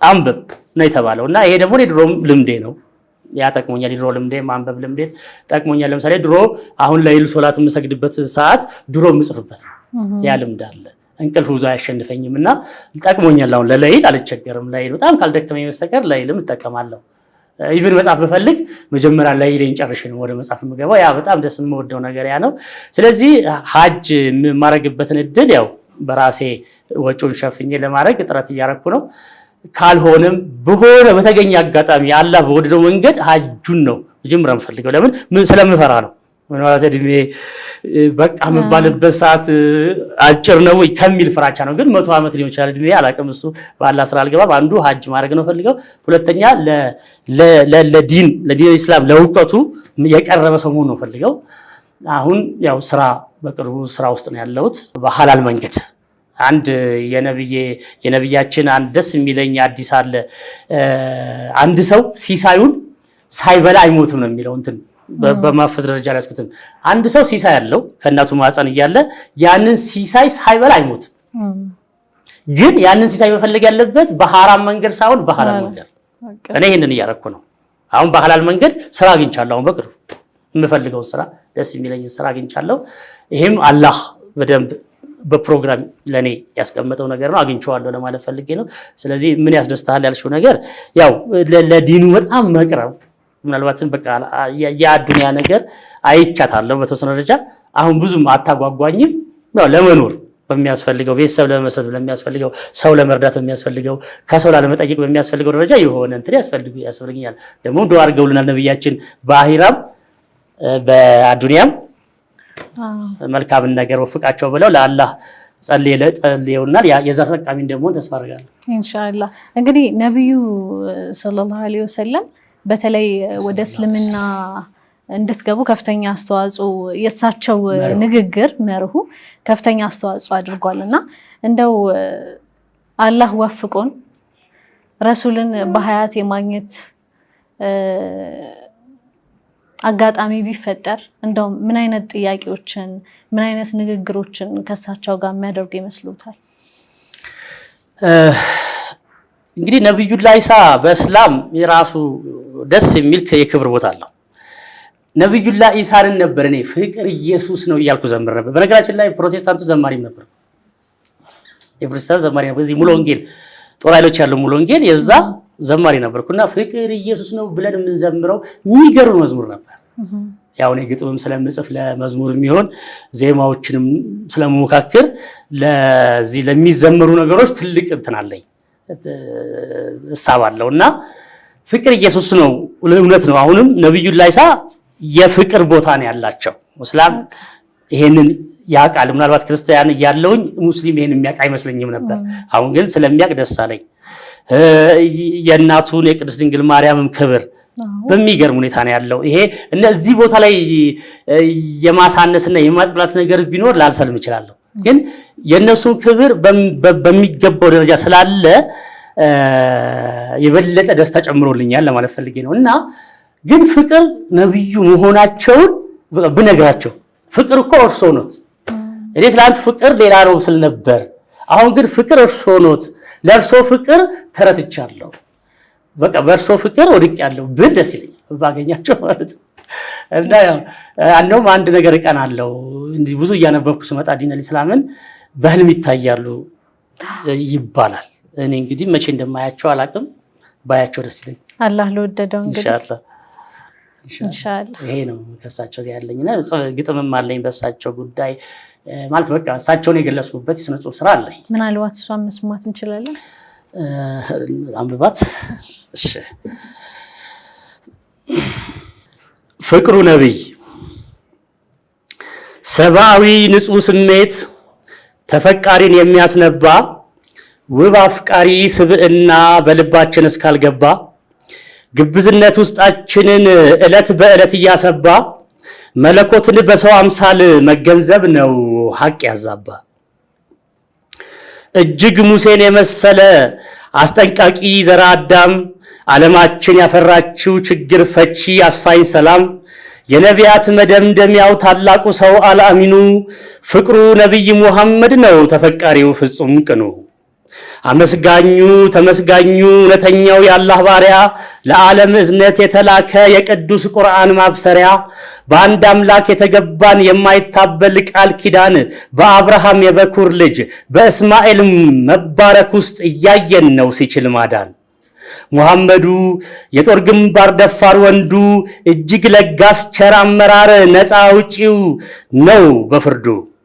የሚያስደስት አባወራ የዘመቻ ፊት አውራሪ አሳሳቹን ጉርዶሽ ገላጭ በጠራ ሐቅ ተስፈንጣሪ በተዋበ ስነ ምግባር ቤተሰብን ያደራጀ ኢስላማዊ አንድነትን በወጥ ሶላት ያቀናጀ የነቢያት መደምደሚያው ታላቁ ሰው አልአሚኑ ፍቅሩ ነብይ ሙሐመድ ነው ተፈቃሪው ፍጹም ቅኑ።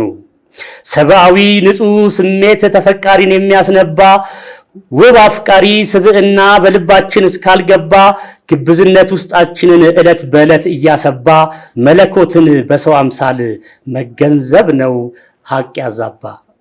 በጣም የሚገርም ነው። ድንቅ ግጥም ነው። እንደዚህ አይነት ግጥሞችን እንግዲህ በርካታ ግጥሞችን እየሰራችሁ እንደሆነ ብዙ መጽሐፎች አሉና ምናልባት ለማዲሆች ለሙነሺዶች መንዙማ ለሚሉ ሰዎች የመስጣት እድል አላጋጠመም? አጋጥሟል። እኔ ነኝ የፈለኩት። በቃ በፊት በነገራችን ላይ ያላነሳነውም ቅድም እኔ የዘፋኞችንም ግጥም ጽፍ ነበር። አዎ ግጥም ዜማም አንድ የተዘፈነ አለ ባይዘፈን ጥሩ ነበር አለኝ አንድ ምናልባት የተዘፈነ ማለት ነውና ግን ያው ስለ ፍቅር ነው ንጹህ ብዙ እና መጥፎ መልእክት የለውም። እና አሁን ደግሞ ለእስልምና ይሄ ነሺዳ ወይም ደግሞ መንዙማ የሚባለውን ነገር ልጠቀመው አስቤ ነበር። የመሐመድ ፈረጅ ስራዎችን በጣም ነው የምወደው። የሱ ስራዎች ያው በጣም ጽፍጥናቸው ያው የምታውቁት ነው። ስለዚህ እኔ እሰጣለሁ ብዬ ነበር የማስበው። ግን ብዙ ይሄ ነገር ላይ እንድሄድበት የሚያደርግ አመለካከት የለም እና ቢቀርም ችግር የለም። የግድ ልስጥ ብዬ አይደለም። ግን ምናልባት ከተፈለገ በሚፈለገው ደርስ ማዘጋጀት የሚቻልበት አቅም አለ። ስለዚህ ለውስኒ ነበር ልስጠው የፈለኩት። ያው ለማንም አልሰጠውም የሚለውን ነው ማለት እንፈልጋለን። እንግዲህ ይሄን የግጥም ስራዎች ለተለያዩ ሙነሺድና ማዲሆች ሰጥተዋል የሚለውን ጥያቄ ያነሳሁት እንግዲህ አላህን ወይም ደግሞ መልእክተኛውን ወይም ደግሞ የተለያዩ የሰሃበቶችን ገድል በግጥምና በዜማ ተደርጎ በተለይ ደግሞ አሁን ኪነጥበቡ የኢስላሚክ ኪነጥበቡ በጣም እየሰፋ ስለሆነ አብዛኛው ሰው በነሺዳና በመንዙማ የተለያዩ ትምህርቶችን ያገኛሉና እንደዚህ አይነት ነገሮችን መስራት አላህና መልእክተኛውን ማወደስ መጥፎ ነገር አለው ተብሎ ይታሰባል ወይ? እንዴት ነው የእርሱ አመለካከት? በጣም አመሰግናለሁ። በዚህ ጉዳይ የተወሰነ ነገር ማለት ተፈልግ ነበር በፊትም አሁን እድሉን አግኝቻለሁና ልናገረው። እኔ ቀጥታ ያስፈልጋል ብዬ ነበር ማምነው። በቃ ያስፈልጋል፣ እኔም ደግሞ ይሄን አስተዋጽኦ አደርጋለሁ። በቃ ዘ ራይት ፐርሰን ነኝ ይሄን ለማበረከት በቃ ያለኝ እንትን በሚል ነበር። ግን ሁለት ተመለካከት ገጠመኝ ማለት ነው። ማለት ያስፈልጋል የሚለው አሉ፣ አያስፈልግም የሚለው አሉ። አሁን እዚህ ነው ዳይሌማው ማለት ነው። እና እኔ አሁንም ቢሆን ያስፈልጋል የሚለው ነው የሚያመዝነው ውስጤ። ለምን በጥበብ በትክክል ይሰራ እንጂ በትክክል በጥንቃቄ ስነ ጽሁፋዊ ይዘቱን ጠብቆ ይሰራ እንጂ ደግሞ አሁን በክርስትና ላይ የሚወጡ መዝሙሮች ስታንዳርድ አላቸው። ከስታንዳርዱ እንዳይወጡ የሆነ ባለሙያዎች ያግዱታል። ለምን ዘፈን እንዳይመስሉ፣ ሌላ አስፈላጊ መልእክት እንዳይኖራቸው በጥንቃቄ ነው የሚሰራው። ይሄን አውቃለሁ። በፊትም በክርስትና ዘማሪም ነበርኩኝ ብዬሻለሁ። በጥንቃቄ ጽሁፎች ተገምግመው ከመጽሐፍ ቅዱስ መልእክቶች ጋር እንዳይጋጩ ተብሎ ይሰራሉ በጥንቃቄ። ይሄ ጥንቃቄ ካለ ለእስልምናም ያስፈልጋል ባይ ነኝ እኔ። ያስፈልጋል የሚለው ነው እስካሁን እኔ ውስጥ ያለው። ለምን እኔ አሁን ይሄን ግጥሙን የነብያችን ግጥም ምን ክፉ ነገር አለው? ምናልባት ለግጥሙ እንዲመችልኝ አንቱ እያልኩ አልጻፍኩትም። አንቱ ብዬ ብጽፍ ደስ ይለኝ ነበር። አይ አልመጣልኝም። አንተ ብዬ ያልኩት ያውሳቸውን የምትወጁን ደግሞ የምታፈቅሪውን አንተ ነው እንትዩና ይሄ ጽሁፍ ወደ ንሽዳ ቢቀየር ምንድነው የሚያስከትለው ጉዳት ሰሚው ላይ? የነብያችን ፍቅር እንዲያድርበት ከማድረግ ውጪ ወደ እሳቸው ከማስጠጋት ውጪ እኔም ደግሞ ተልኮዬ ያን ማድረግ ነው። ጽሁፌን ያንን የማያደርግ ከሆነ እኔ ተሳስቻለሁ። ጽሁፌ ግን የነብያችን እንድናፈቅር ስለሳቸው ያለን አመለካከት ጥሩ እንዲሆን ከሆነ ትክክል ነኝ። ስለ አላህም እንደዛው ከነዚህ ከሁለቱ ውጪ ምንም አንሰራም እኛ። ምክንያቱም ሁለቱ ላይ ነው ስራ መሰራት ያለበትና የነብያችን የስብዕናቸው ልህቀት በስነ ጽሁፍ መገለጥ አለበት። እኔ አንዱ አልተገለጠው ነው ማለት የአላህም እንደዛው ክብሩ ሐሊቅ ታላቅነቱ ታላቁ አላህ ይሄ በስነ ጽሁፍ ደም ተገልጦ ሰው ቢሰማው በየትኛው መልኩ በልብ ወለድ ይሁን በነሺዳ መልክ ይሁን በስዕል አሁን አላህ ስለማይሳል ነው እንጂ ይሁን አላህን የሚገልጥ የሆነ አርት መስራት ይችላል። በፊደሎቹ ለምሳሌ አሁን ይሄን እዚህ ጋር ዝም ብዬ አይደለም የተጠቀምኩት አርት ነው። ይሄ አርቱ ግን ምንም እንትን የለውም። ይሄ የሚጎረብጥ መልእክት የለውም። እኔ እዚህ ጋር አላህን ማወቄንና አላህን ማክበሬን ነው እዚህ ጋር ከላይ ያረኩት። ሲቀጥል የነብዩ መሐመድ አርት ነው። ይሄ በቃ የአርት አንድ አካል ነው። ከለሩን መርጬ ነው ሆን ብዬ ፊደሎቹ እንዲያርፉ ፈልጌ ነው። ምንም አሁን እኔ ላይ የሆነ ሰው ቅር ይለዋል ይሄን አሁን ለብሼ ሲያይ እዚህ ላይ የተጠቀምኩት ሁሉ አርት ነው። የአርት ባህሪዬን የተጠቀምኩት ማንም ይሄን አልገላለኝም። ስለዚህ እንደውም የዛ የስነ ስዕል የኪነ ጥበብ ጥማቴን ነው እዚህ ላይ ተወጣሁት። አሁን ላይ የምታዩት ይሄ ነገር ከእስልምና ያወጣል። ካወጣ ተሳስቻለሁ፣ ይቅርታ መጠይቃለሁ። ካላወጣን ግን ጥሩ ስሜት የሚፈጥር ከሆነ ደግሞ እኔ በዚህ መልኩ እንድቀጥል ሊፈቀድልኝና ልበረታታ ይገባል ነው ማለት። ስለዚህ ነሺዳውም እንደዛ ነው። በጥሩ ግጥም በጥሩ መልእክት ከተያዘ ነሺዳ እኔ አሁን ሰለኝ እንደሰለምኩኝ በጣም ነሺዳዎችን ነበር የምሰማው። እንትና ወደዋለሁ በጣም ሙአዝ የሙአዝ ስራ ወላሂ ነው የምላችሁ እኔ ወደ አላህ ያቀርበኛል። የሙአዝ ስራ እኔ ወደ ነብዩ ያቀርበኛል። ምንም አንድ ውስጡ ያልሆነ ሽርክና የሚገባበት መልእክት አለ የተባለውን አይቼዋለሁ። ልክ ነው። ማንና ነሺዳ ሲሰራ ከግጥሙና ከዜማው ባለፈ ሳንሶር ይደረጋል። መደረግም አለበት። መልካም እንግዲህ በህይወት ጉዞ ውስጥ በተለይ ደግሞ በ53 ዓመት የእድሜ ጉዞ ውስጥ የተለያዩ ውጣ ውረዶች አሉ። በዚህ ውጣ ውረዶች ደግሞ በህይወት የተመረይበታለው በዚህ ሁሉ የህይወት ጉዞዬ እኔን ጠቅሞኛል የምትሉት በተለይ ለወጣቱ ለዩቲዩብ ተመልካቾቻችን የምታስተላልፉት መልእክት ካለ እስቲ በዚሁ መልእክቱን ለተመልካቾች እናድርስ። እሺ አመሰግናለሁ። አሁንም በድጋሜ እንግዲህ እኔ ሂዳያ ብቻ ነው የሚሰጠኝ ነው የምለው። ሂዳያ ብቻ ነው የሚሰጠኝ፣ ንያም ሰጥቶኛል። ያው አላህ ነው ዋናው የፕሮጀክቱ የበላይ ጠባቂም ያው መሪም እሱ ነው። ንያ ተሰጥቶኛል ብዬ የምለው ምንድነው ሂዳያ ለግሌ ነው። ለግሌ መስመር የተስተካክሎልኛል። ቀጥሎ ደግሞ ሌላውን ትውልድ ማስተካከል ከኔ ይጠበቃል የሚል ነገር ሁሌ በጭንቅላቴ ውስጥ አለ። ያንን እንደ ንያ ነው ወሰድኩት። ይሄ አላህ ከኔ የሚፈልገው የሆነ በንያ ደረጃ ፕሮፖዝ ላቀደው የሚገባ ነገር አለ ብዬ ስል ምንድን ያደረኩት አንድ ተቋም ማቋቋም ፈልጋለሁ።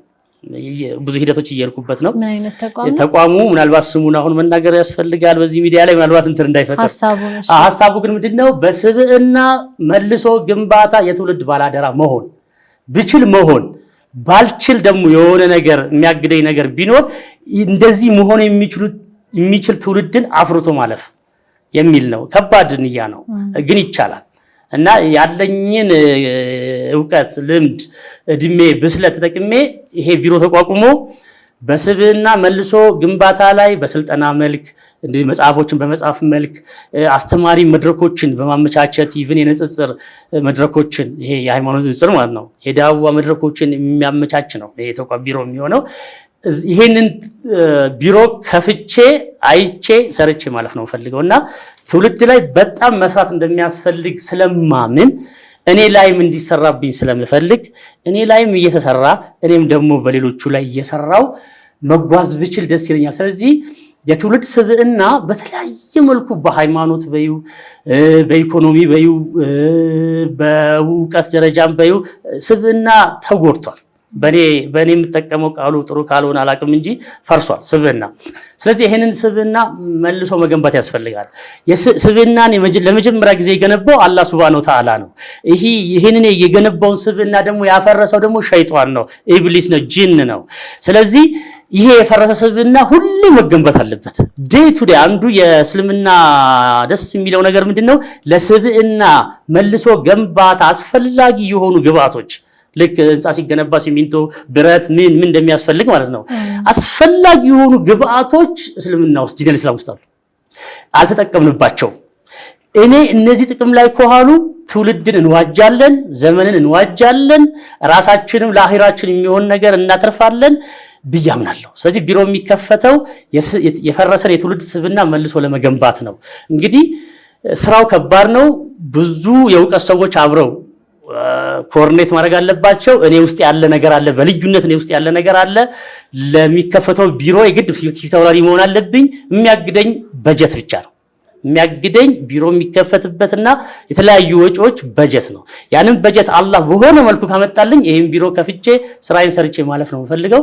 ለትውልዱ የምመክረው ነገር ምንድነው? ለፈረሰ ስብዕናችሁ በተለያየ መልኩ ለተጎዳ ስብዕናችሁ መልሶ መገንባት አስፈላጊ የሆኑ ትምህርቶች፣ ሐቆች፣ እውነቶች ያሉት ዲነል ኢስላም ውስጥ ነውና የዲነል ኢስላም መምህራንን ስሟቸው ነው የምለው። ባትሰልሙ ራሱ እስልምና ውስጥ ወሰናችሁ ባትገቡ ራሱ እስልምና ውስጥ ያለ ትምህርት ለስብዕና ለፐርሰናሊቲ ዲቨሎፕመንት በጣም ወሳኝ የሆኑ ትምህርቶች አሉ። ብትችሉት ቻናሎችን ተከታተሉ፣ የሙስሊም ቻናሎችን ብትችሉ የሙስሊም ሚዲያዎችን ብዙ አሉ። እነሱን ዝም ብላችሁ ሌላ መዝናኛ ፕሮግራም እንደምታዩ የታወቀ ነው። ሌላ አላስፈላጊ መጽሐፍ እንደምታነቡ የታወቀ ነው። ያው የማንበብ ፍላጎት ቢቀንስም ብቻ ብዙ ቲክቶክ ላይ የምታጠፉት ነገር አለ አይደለ? በእርግጥ አሁን ሶሻል ሚዲያን እየዋጀነው ነው በዲነል ኢስላም። ያንን ስሙት፣ ግዴላችሁም ስሙት፣ አድምጡት፣ ከዛ ኮሜንት አድርጉ። ስለዚህ ስብዕናችሁ በትክክል ይገነባና መልካም ነገርን ታተርፋላችሁ ብዬ ስለማምን ለትውልዱ የምመክረው የማስተምረው ነገር ከኢስላም ከሆነች ሴት ወይም እስላም ከሆነ ወንድ የሆነ ነገርን ለመስማት ፍላጎት ይደርባችሁ የሚለውን መናገር ፈልጋለሁ። ለምን አሁን አንድ ሙስሊም ሲናገር ሙስሊሙ ብቻ ነው የሚሰማው፣ ገባሽ? ስለዚህ ሙስሊም ያልሆነው ደግሞ የሰማ ቀን እኔ አሁን የሰማው ቀን ገርሞኛል። ከዛ በኋላ መስማት ሲጀምር ይሄን ሁሉ ነገር 50 ዓመት ሙሉ ሳላቅ እንዴት ቀረው? ለምን እኔ ብዙን ነገር አግበሰብስ የነበርኩ ሰው ነኝ፣ በሴኩላሩ ዓለም ማለት ነው። ብዙን የዓለም ዕውቀት የጊነስ ቡክስ ዝባዚንኬ በነገራችን ላይ ጊነስ ቡክስ የሚመዘግበው ነገር በአብዛኛው አላህ እኮ የፈጠረውን ነገር ነው ጊነስ ብሎ የሚመዘግበው። ስለዚህ ጊነስ ቡክ ላይ አላህ ራሱ መላክ አለበት። የጊነስ ቡክ የሚመዘግቡ የት እንዳሉ ማላቅም፣ በርግጥ የሆነ ሀገር ላይ ያሉ አይደለ? በቃ አላህና ነብዩን ማላቅ ይጠበቅባቸዋል የጊነስ ቡክ መዝጋቢዎች። ለምን ይሄ የተደረገ አይመስልኝም። ባባው አንድ ነገር ሰማ ነበር፣ በዚህ አጋጣሚ ልናገረው። ክርስቲያን በነበርኩበት ሰዓት በአሜሪካ ውስጥ ባለ ትልቅ ላይብረሪ በቃ ማን ነው ዋሽንግተን የሚባል ላይብረሪ አለ። እዛ ላይብረሪ ውስጥ የመጀመሪያው መጽሐፍ ቅዱስ ነው ሲባል ደስ ይለኝ ነበር። የመጀመሪያው መጽሐፍ ቅዱስ ነው ተብሎ ተነግሮኛል አንብቤያለሁ የሆነ ስተት ተፈጥሯል ብዬ ነው የምገምተው እኔ የመጀመሪያው መጽሐፍ አሁን ቅዱስ ቁርአን ነው መሆን ያለበት በቃ ይሄ የፈለገ ሰው ቅር ይበለው የፈለገ ሰው እንትን ይበል የመጀመሪያው መጽሐፍ መሆን ያለበት እዛ ትልቁ ላይብረሪ ላይ ቅዱስ ቁርአን ክቡር ቁርአን ነው ትክክለኛ ስሙ ስለ ቁርአን ሌላ ጊዜ መናገር ፈልጋለሁ ዛሬ እንዳላበዛው ስለዚህ ወጣቶች ከእስላም አቅጣጫ የሚመጣን የተለያየ ነገር እንደው በቅንነት ስሙት በቅንነት እዩት በቅንነት ተከተሉትና መልካም ነገር ለህይወታችሁ ተተርፋላችሁ እኔ አትርፌያለሁ እናንተም ተተርፋላችሁ ብዬ ይሄን መልእክት ማስተላለፍ ፈልጋለሁ ጥሩ ቆይታ ነበረን የነበረውን የ53 ዓመት የህይወት ጉዞ ሙሉንም ባናወራው መወራት አለባቸው ያልናቸውን ጉዳዮች እያነሳን ድንቅ ቆይታ አድርገናል ከዚህ ካወራናቸው መካከልም ደግሞ የዩቲዩብ ተመልካቾቻችን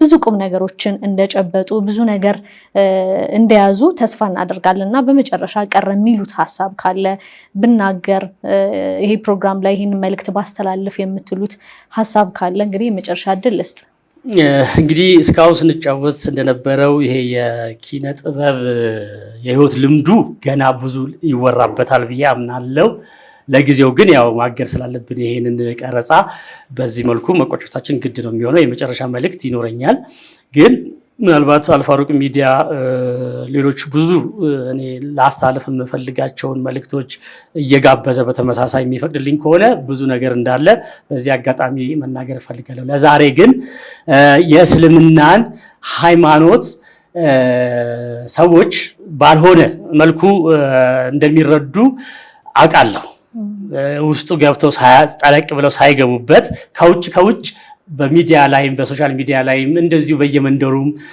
ሰማለን ደስ የማይል ግንዛቤ ስለዚህ ይሄ ግንዛቤ መቀየር አለበት ለምን በቃ እኔ ገብቼ ምስክር ነኝ አይቼዋለሁ እስልምና ሰላም መሆኑን እስልምና ከሞት በኋላ ለሚኖረው ህይወት ምንም ሌላ አማራጭ የሌለው ትክክለኛ ቀጥተኛ መንገድ መሆኑን እኔ ብዙ በማንበብ ብዙ በመስማት በማነጻጸር አይቼዋለሁ እንግዲህ ምናልባት የግድ አንተን መስማት የለብንም የሚል ሰው እንደማይጠፋ አውቃለሁ ግን መስማት የምትችሉ ሰዎች ወይም እኔን አቀራረቤ ጥሩ ነው ያላችሁ ሰዎች ሁሉ ለእስልምና ያላችሁ አመለካከት እንዲቀየር ፈልጋለሁ በቃ እስልምና አንደኛ ሰላም ነው በቃ እንደዚህ እንደለበስኩት ልብስ ነጭ እውነት ያለበት ምንም የማይጎረብጥ እንደውም በህይወታችሁ ሳትባረኩ የቀራችሁ እንድትባረኩ ሳትደሰቱ የቀራችሁ እንድትደሰቱ ያው ፈተና አይቀርም በመድር ላይ መፈተና አለ ግን በችግር ውስጥ ራሱ ደስታ ያለበት የሃይማኖት ማን ነው ቢባል ያው ቁርአኑም ይደግፈኛል ሐዲሱም ይደግፈኛል ይሄ ለእስልምና ሳይድ እጂ አይደለም በቃ እውነት ስለሆነ ምንም ይሄንን እውነት ሀቅ ምንም ልናረጋው ስለማንችል እስልምና ሰላም እስልምና መልካም እስልምና ደስታ እስልምና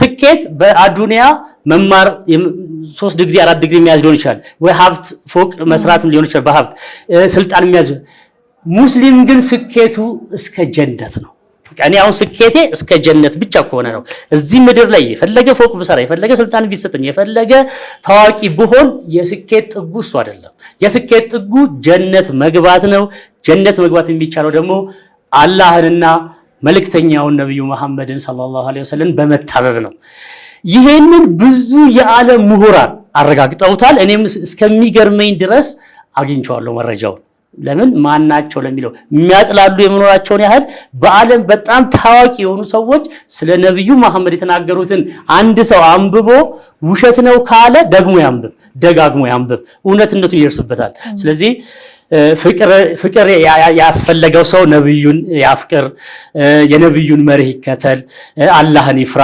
አላህን ይገዛ ይስለም በጣም የሚገርመኝ አንዴ ቁርአን ያለ ያው በአማርኛው ያለውን ሐሳቡን ላንሳውና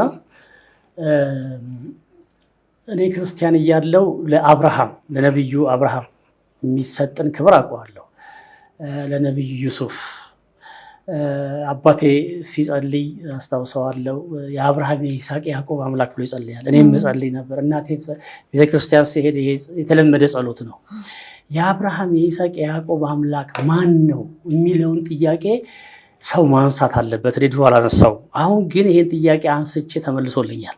ምንድነው የተመለሰልኝ? እነዚህ የኛ ሆነ ኢብራሂም ነብዩላህ ኢብራሂም ነው የምንለው።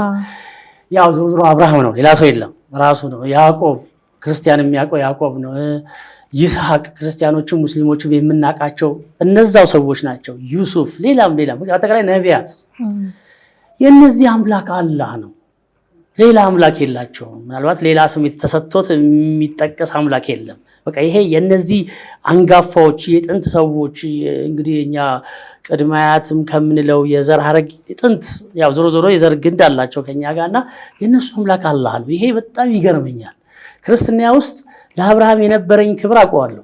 ለነብዩ አብርሃም፣ ለይስሐቅ፣ ለያዕቆብ ያለኝን ክብር ለምን እነሱ ቅዱሳን ናቸው ጻድቆች ናቸው ብለን ነው የምናስበው። እነሱ ስንጸልም የአብርሃም የይስሐቅ የያዕቆብ አምላክ ይሄን ችግሬን ይፈታልኝ ነው የምንለው። ማን ነው የአብርሃም የይስሐቅ የያዕቆብ አምላክ ብሎ ለጠየቀ ሰው አምላካቸው አላህ ነው፣ ሌላ የላቸው። ስለዚህ ምን ለምነው ዞሮ አላህን ነው ማለት ነው። ይሄ ነገር ያስገርመኛልና ነብዩ ለአብርሃም ምን ብለው መከሩ?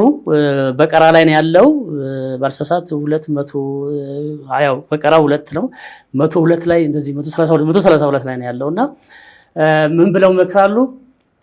ልጆቻቸውን መከሩ ይላሉ። ያዕቆብ የአብርሃም ልጅ ናቸው፣ እሳቸውም ልጆቻቸው መከሩ ይላሉ። ሁለቱም ሲመክሩ ምን ብለው መከሩ ይላሉ? ልጆቼ ሆይ ማንን ነው የምታመልኩት ከእንግዲህ በኋላ ብለው አሳስቧቸው ሪስፖንሲብል ሆነው ሲጠይቋቸው የእናንተን አምላክ የአባቶቻችን አምላክ እነዚህ ታላላቆችን አምላክ ነው የምናመልከው፣ ከሱ ምንም ፈቀቅ አንልም ይላሉ። ልጆቹ አረጋገጡ። አንወጣም ከእናንተ ምክርና ሐሳብ እያሏቸው ነው። ከዛ አንድ ማሰሪያ ቃል የሚገርመኝ እሱ ነው። ሰልማችሁ እንጂ አትሙቱ ይሏቸዋል። እንደውም ያዕቆብ ሲመክሩ እናንተ ያላ ባሪያዎች ወይ ብለው ነው የሚሉት። ስለዚህ አንዳንድ ጊዜ ሰልሞም ሰው መጨረሻው ላይ ያምር ይችላል፣ ከእስልምና ይወጣል። መሞት ያለበት ሰልሞ ነው። ሰው ማንኛውም ሰው ሲፈጠር ሙስሊም ነው። መሞትም ያለበት በእስልምና መድረክ ላይ እግሩ ረግጦ ነው ምን ያለበትና ይህንን ቁርአን በድፍረት ይናገራል። ይህ የድፍረት መልእክት መጽሐፍ ቅዱስ ውስጥ የለም ወይም በክርስትና መጽሐፎች ውስጥ የለም። ካለ አለ የሚለኝ ሰው ሊያመጣ ይችላልና ቁርአን ውስጥ ካገኘዋቸው አስገራሚ አያዎች አንዱ ሰልማችሁ እንጂ አትሙቱ የሚሉ 2 መልእክቶች አሉ። እነዚህ መልእክቶች የነቢያት መልእክቶች ናቸው። የነቢያት አባት ደግሞ ማን ናቸው? ነብዩላህ ኢብራሂም ወይም ደግሞ ክርስቲያኖች አብርሃም ብለው የሚጠሯቸው ናቸውና ይሄ በቃ በትክክል መመከሬ ያመጣልኛል። አሁን በትክክል ተመክሬያለሁ። አሁን የያዝኩት መስመር ትክክል ነው። ለምን ነብዩ ኢብራሂም እኔን ሰልመህ ሙት ብለውኛል። ነብዩ ያዕቆብ እኔን ሰልመህ ሙት ያለበለዚያ አደጋለሁ ብለውኛል። በቃ እኔ ትክክል ነኝ አልኩኝ። በቃ ከእንግዲህ ወዲያ ማንም ሰው ከዚህ አቋም ንቅንቅ ሊያደርገኝ አይችልም። ለምን በደንብ አጸናልኝ። በቃ ይሄ እስልምና የተሳስቻለሁ አልሳትኩም ለሚለው ማለት በቃ አይ አም ራይት ትክክል ነኝ። በቃ አብሶሉትሊ ራይት ነኝና ሙስሊሞች ይሄን ማወቅ አለባቸው። አሁን ኦሬዲ እስልምና ውስጥ ያላችሁ ሰዎች ይሄ ነገር ሊገዛችሁ ይገባል። ከክርስትና የመጣን ሰዎች ይሄንን እያገኘን ነው። ይሄ ብቻ አይደለም፣ ብዙ የሚገራርም የቁርአን አያዎች አሉ። ስለዚህ ይሄንን በዚህ አጋጣሚ መናገር እፈልጋለሁ። ሰው የአብርሃም አምላክ ካለ የአብርሃም አምላክ አላህ መሆኑን ማወቅ አለበት። የያዕቆብ አምላክ ካለ የያዕቆብ አምላክ አላህ ነው። እዚህ ጋር ባይሆን አንድ ሆን ተብሎ እንዲወጣ የተደረገ ነገር አለ። አብርሃም የእስማኤል አባት ናቸው። እንደውም የበኩሩ ልጅ እስማኤል ነው። ለእርድም የቀረበው እስማኤል ነው። ግን የሆነ ቦታ ላይ ትምህርት ስብከት ሲሰጥ ለእርድ የቀረበው ይስሐቅ ነው ተብሎ ይቀርባል።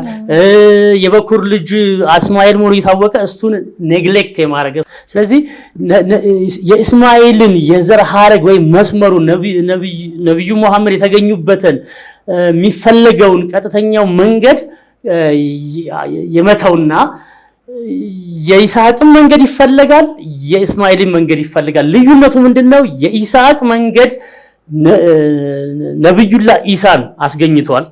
ነብዩላህ ኢሳ በእስልምና ቅድም እንደተናገርኩት የተከበሩ የተወደዱ በጣም የተፈቀሩ ናቸው። ከሳቸው በኋላ የመጡት የመጨረሻው ነብዩ መሐመድ ደግሞ የየትኛውን መስመር ይዘው የመጡ ናቸው? የእስማኤልን መንገድ ነው። መጽሐፍ ቅዱስ ላይ ፈጣሪ እስማኤልንም ይስሐቅንም ባርኳቸዋል ነው የሚለው። ይሄ በደንብ አለ የክርስትና መጽሐፍ ላይ ተባርከዋል። አንዱ የተረገመ አንዱ የተመረቀ አይደለም። ሁለቱም የተባረኩ ናቸው። ከእስማኤል መስመር ያገኘናቸው ፍቅሩ ነብይ ናቸው ነብዩ መሐመድ ከይስሐቅ መስመር ኢየሱስ ክርስቶስ ክርስቲያኖች የሚሉት ወይም እኛ ነብዩ ናቸው ተገኝተው ሁለቱም አስፈላጊ የሃይማኖት አስተማሪዎች ነቢያት ናቸው ስለዚህ የመጨረሻውን መቀበል ግድ ነው ለምን የመጨረሻው ነብይ ነው ቁርአንም ይወርደው ለመጨረሻው ነብይ ነው እውነት ሐቅ የቀደሙትን ተውራትን ዘቡርን እነዛ ሁሉ የወጡት ወንጌል ሁሉ የነሱን ሁሉ መልእክቶች በቁርአን ውስጥ ተጠቃሎ ከዚህ በኋላ ሌላ የሚወርድ መልእክት የለም ተብሎ የተዘጋበት የተደመደመበት መልእክት ዘጋ ስላለ እኔ ዛሬ ሙስሊም ሆኜ ይሄን በማውቄ ደስ ነው የሚለኝ ያው አላህ ለሁሉም ሰው ይሄንን ያመላክተው ይወፍቀው ነው የምለው እችን መልእክት መናገር ፈልጌ ነው ሽክራን አመሰግናለሁ በጣም አመሰግናለሁ አቶ ሙባረክ እንግዲህ ስቱዲዮአችን ድረስ መጣችሁ ድንቅ የህይወት ተሞክሮ ድንቅ የህይወት ጉዞን አውርተናል ተጫውተናል ከዚህም ደግሞ የዩቲዩብ ተመልካቾቻችን በርካታ ቁም ነገሮችን በርካታ ሐሳቦችን እንደሚወስዱ ባለሙሉ ተስፋ ነኝ እንግዳውናችሁ አልፋሩቅ መልቲሚዲያ ፕሮዳክሽን ስቱዲዮ መጣችሁ ይሄንን ድንቅ ለመጠየቅ ስላደረግን እጅግ አመሰግናለሁ እኔም በጣም አርጌ አመሰግናለሁ ሽክራን ጀዛከላሁ ኸይር ባረከላሁ ፊኩም አሚን ወፊኩም ውድ ያልፋሩቅ ያልማሪፋ የዩቲዩብ ቻናል ተከታታዮቻችን የዛሬው የኢንተርቪው ፕሮግራማችን ይህንን ይመስል ነበር ከመርሃበን ሾው ፕሮግራም እንግዳችን በርካታ ቁም ነገሮችን እንደወሰዳችሁ ባለሙሉ ተስፋንን የዚህ ሳምንት ፕሮግራምን በዚሁ አጠቃለልን ሳምንት ሌላ እንግዳ ይዘንላችሁ እንመጣለን እስከዛው የአልፋሩቅ የዩቲዩብ ቻናሎችን ሰብስክራይብ በማድረግ እንዲሁም የደወል ምልክቷን በመጫን ቤተሰብ እንድትሆኑ እንጋብዛለን እስከ ሳምንት ሰላም አለይኩም ወራህመቱላሂ ወበረካቱ مرحبا شو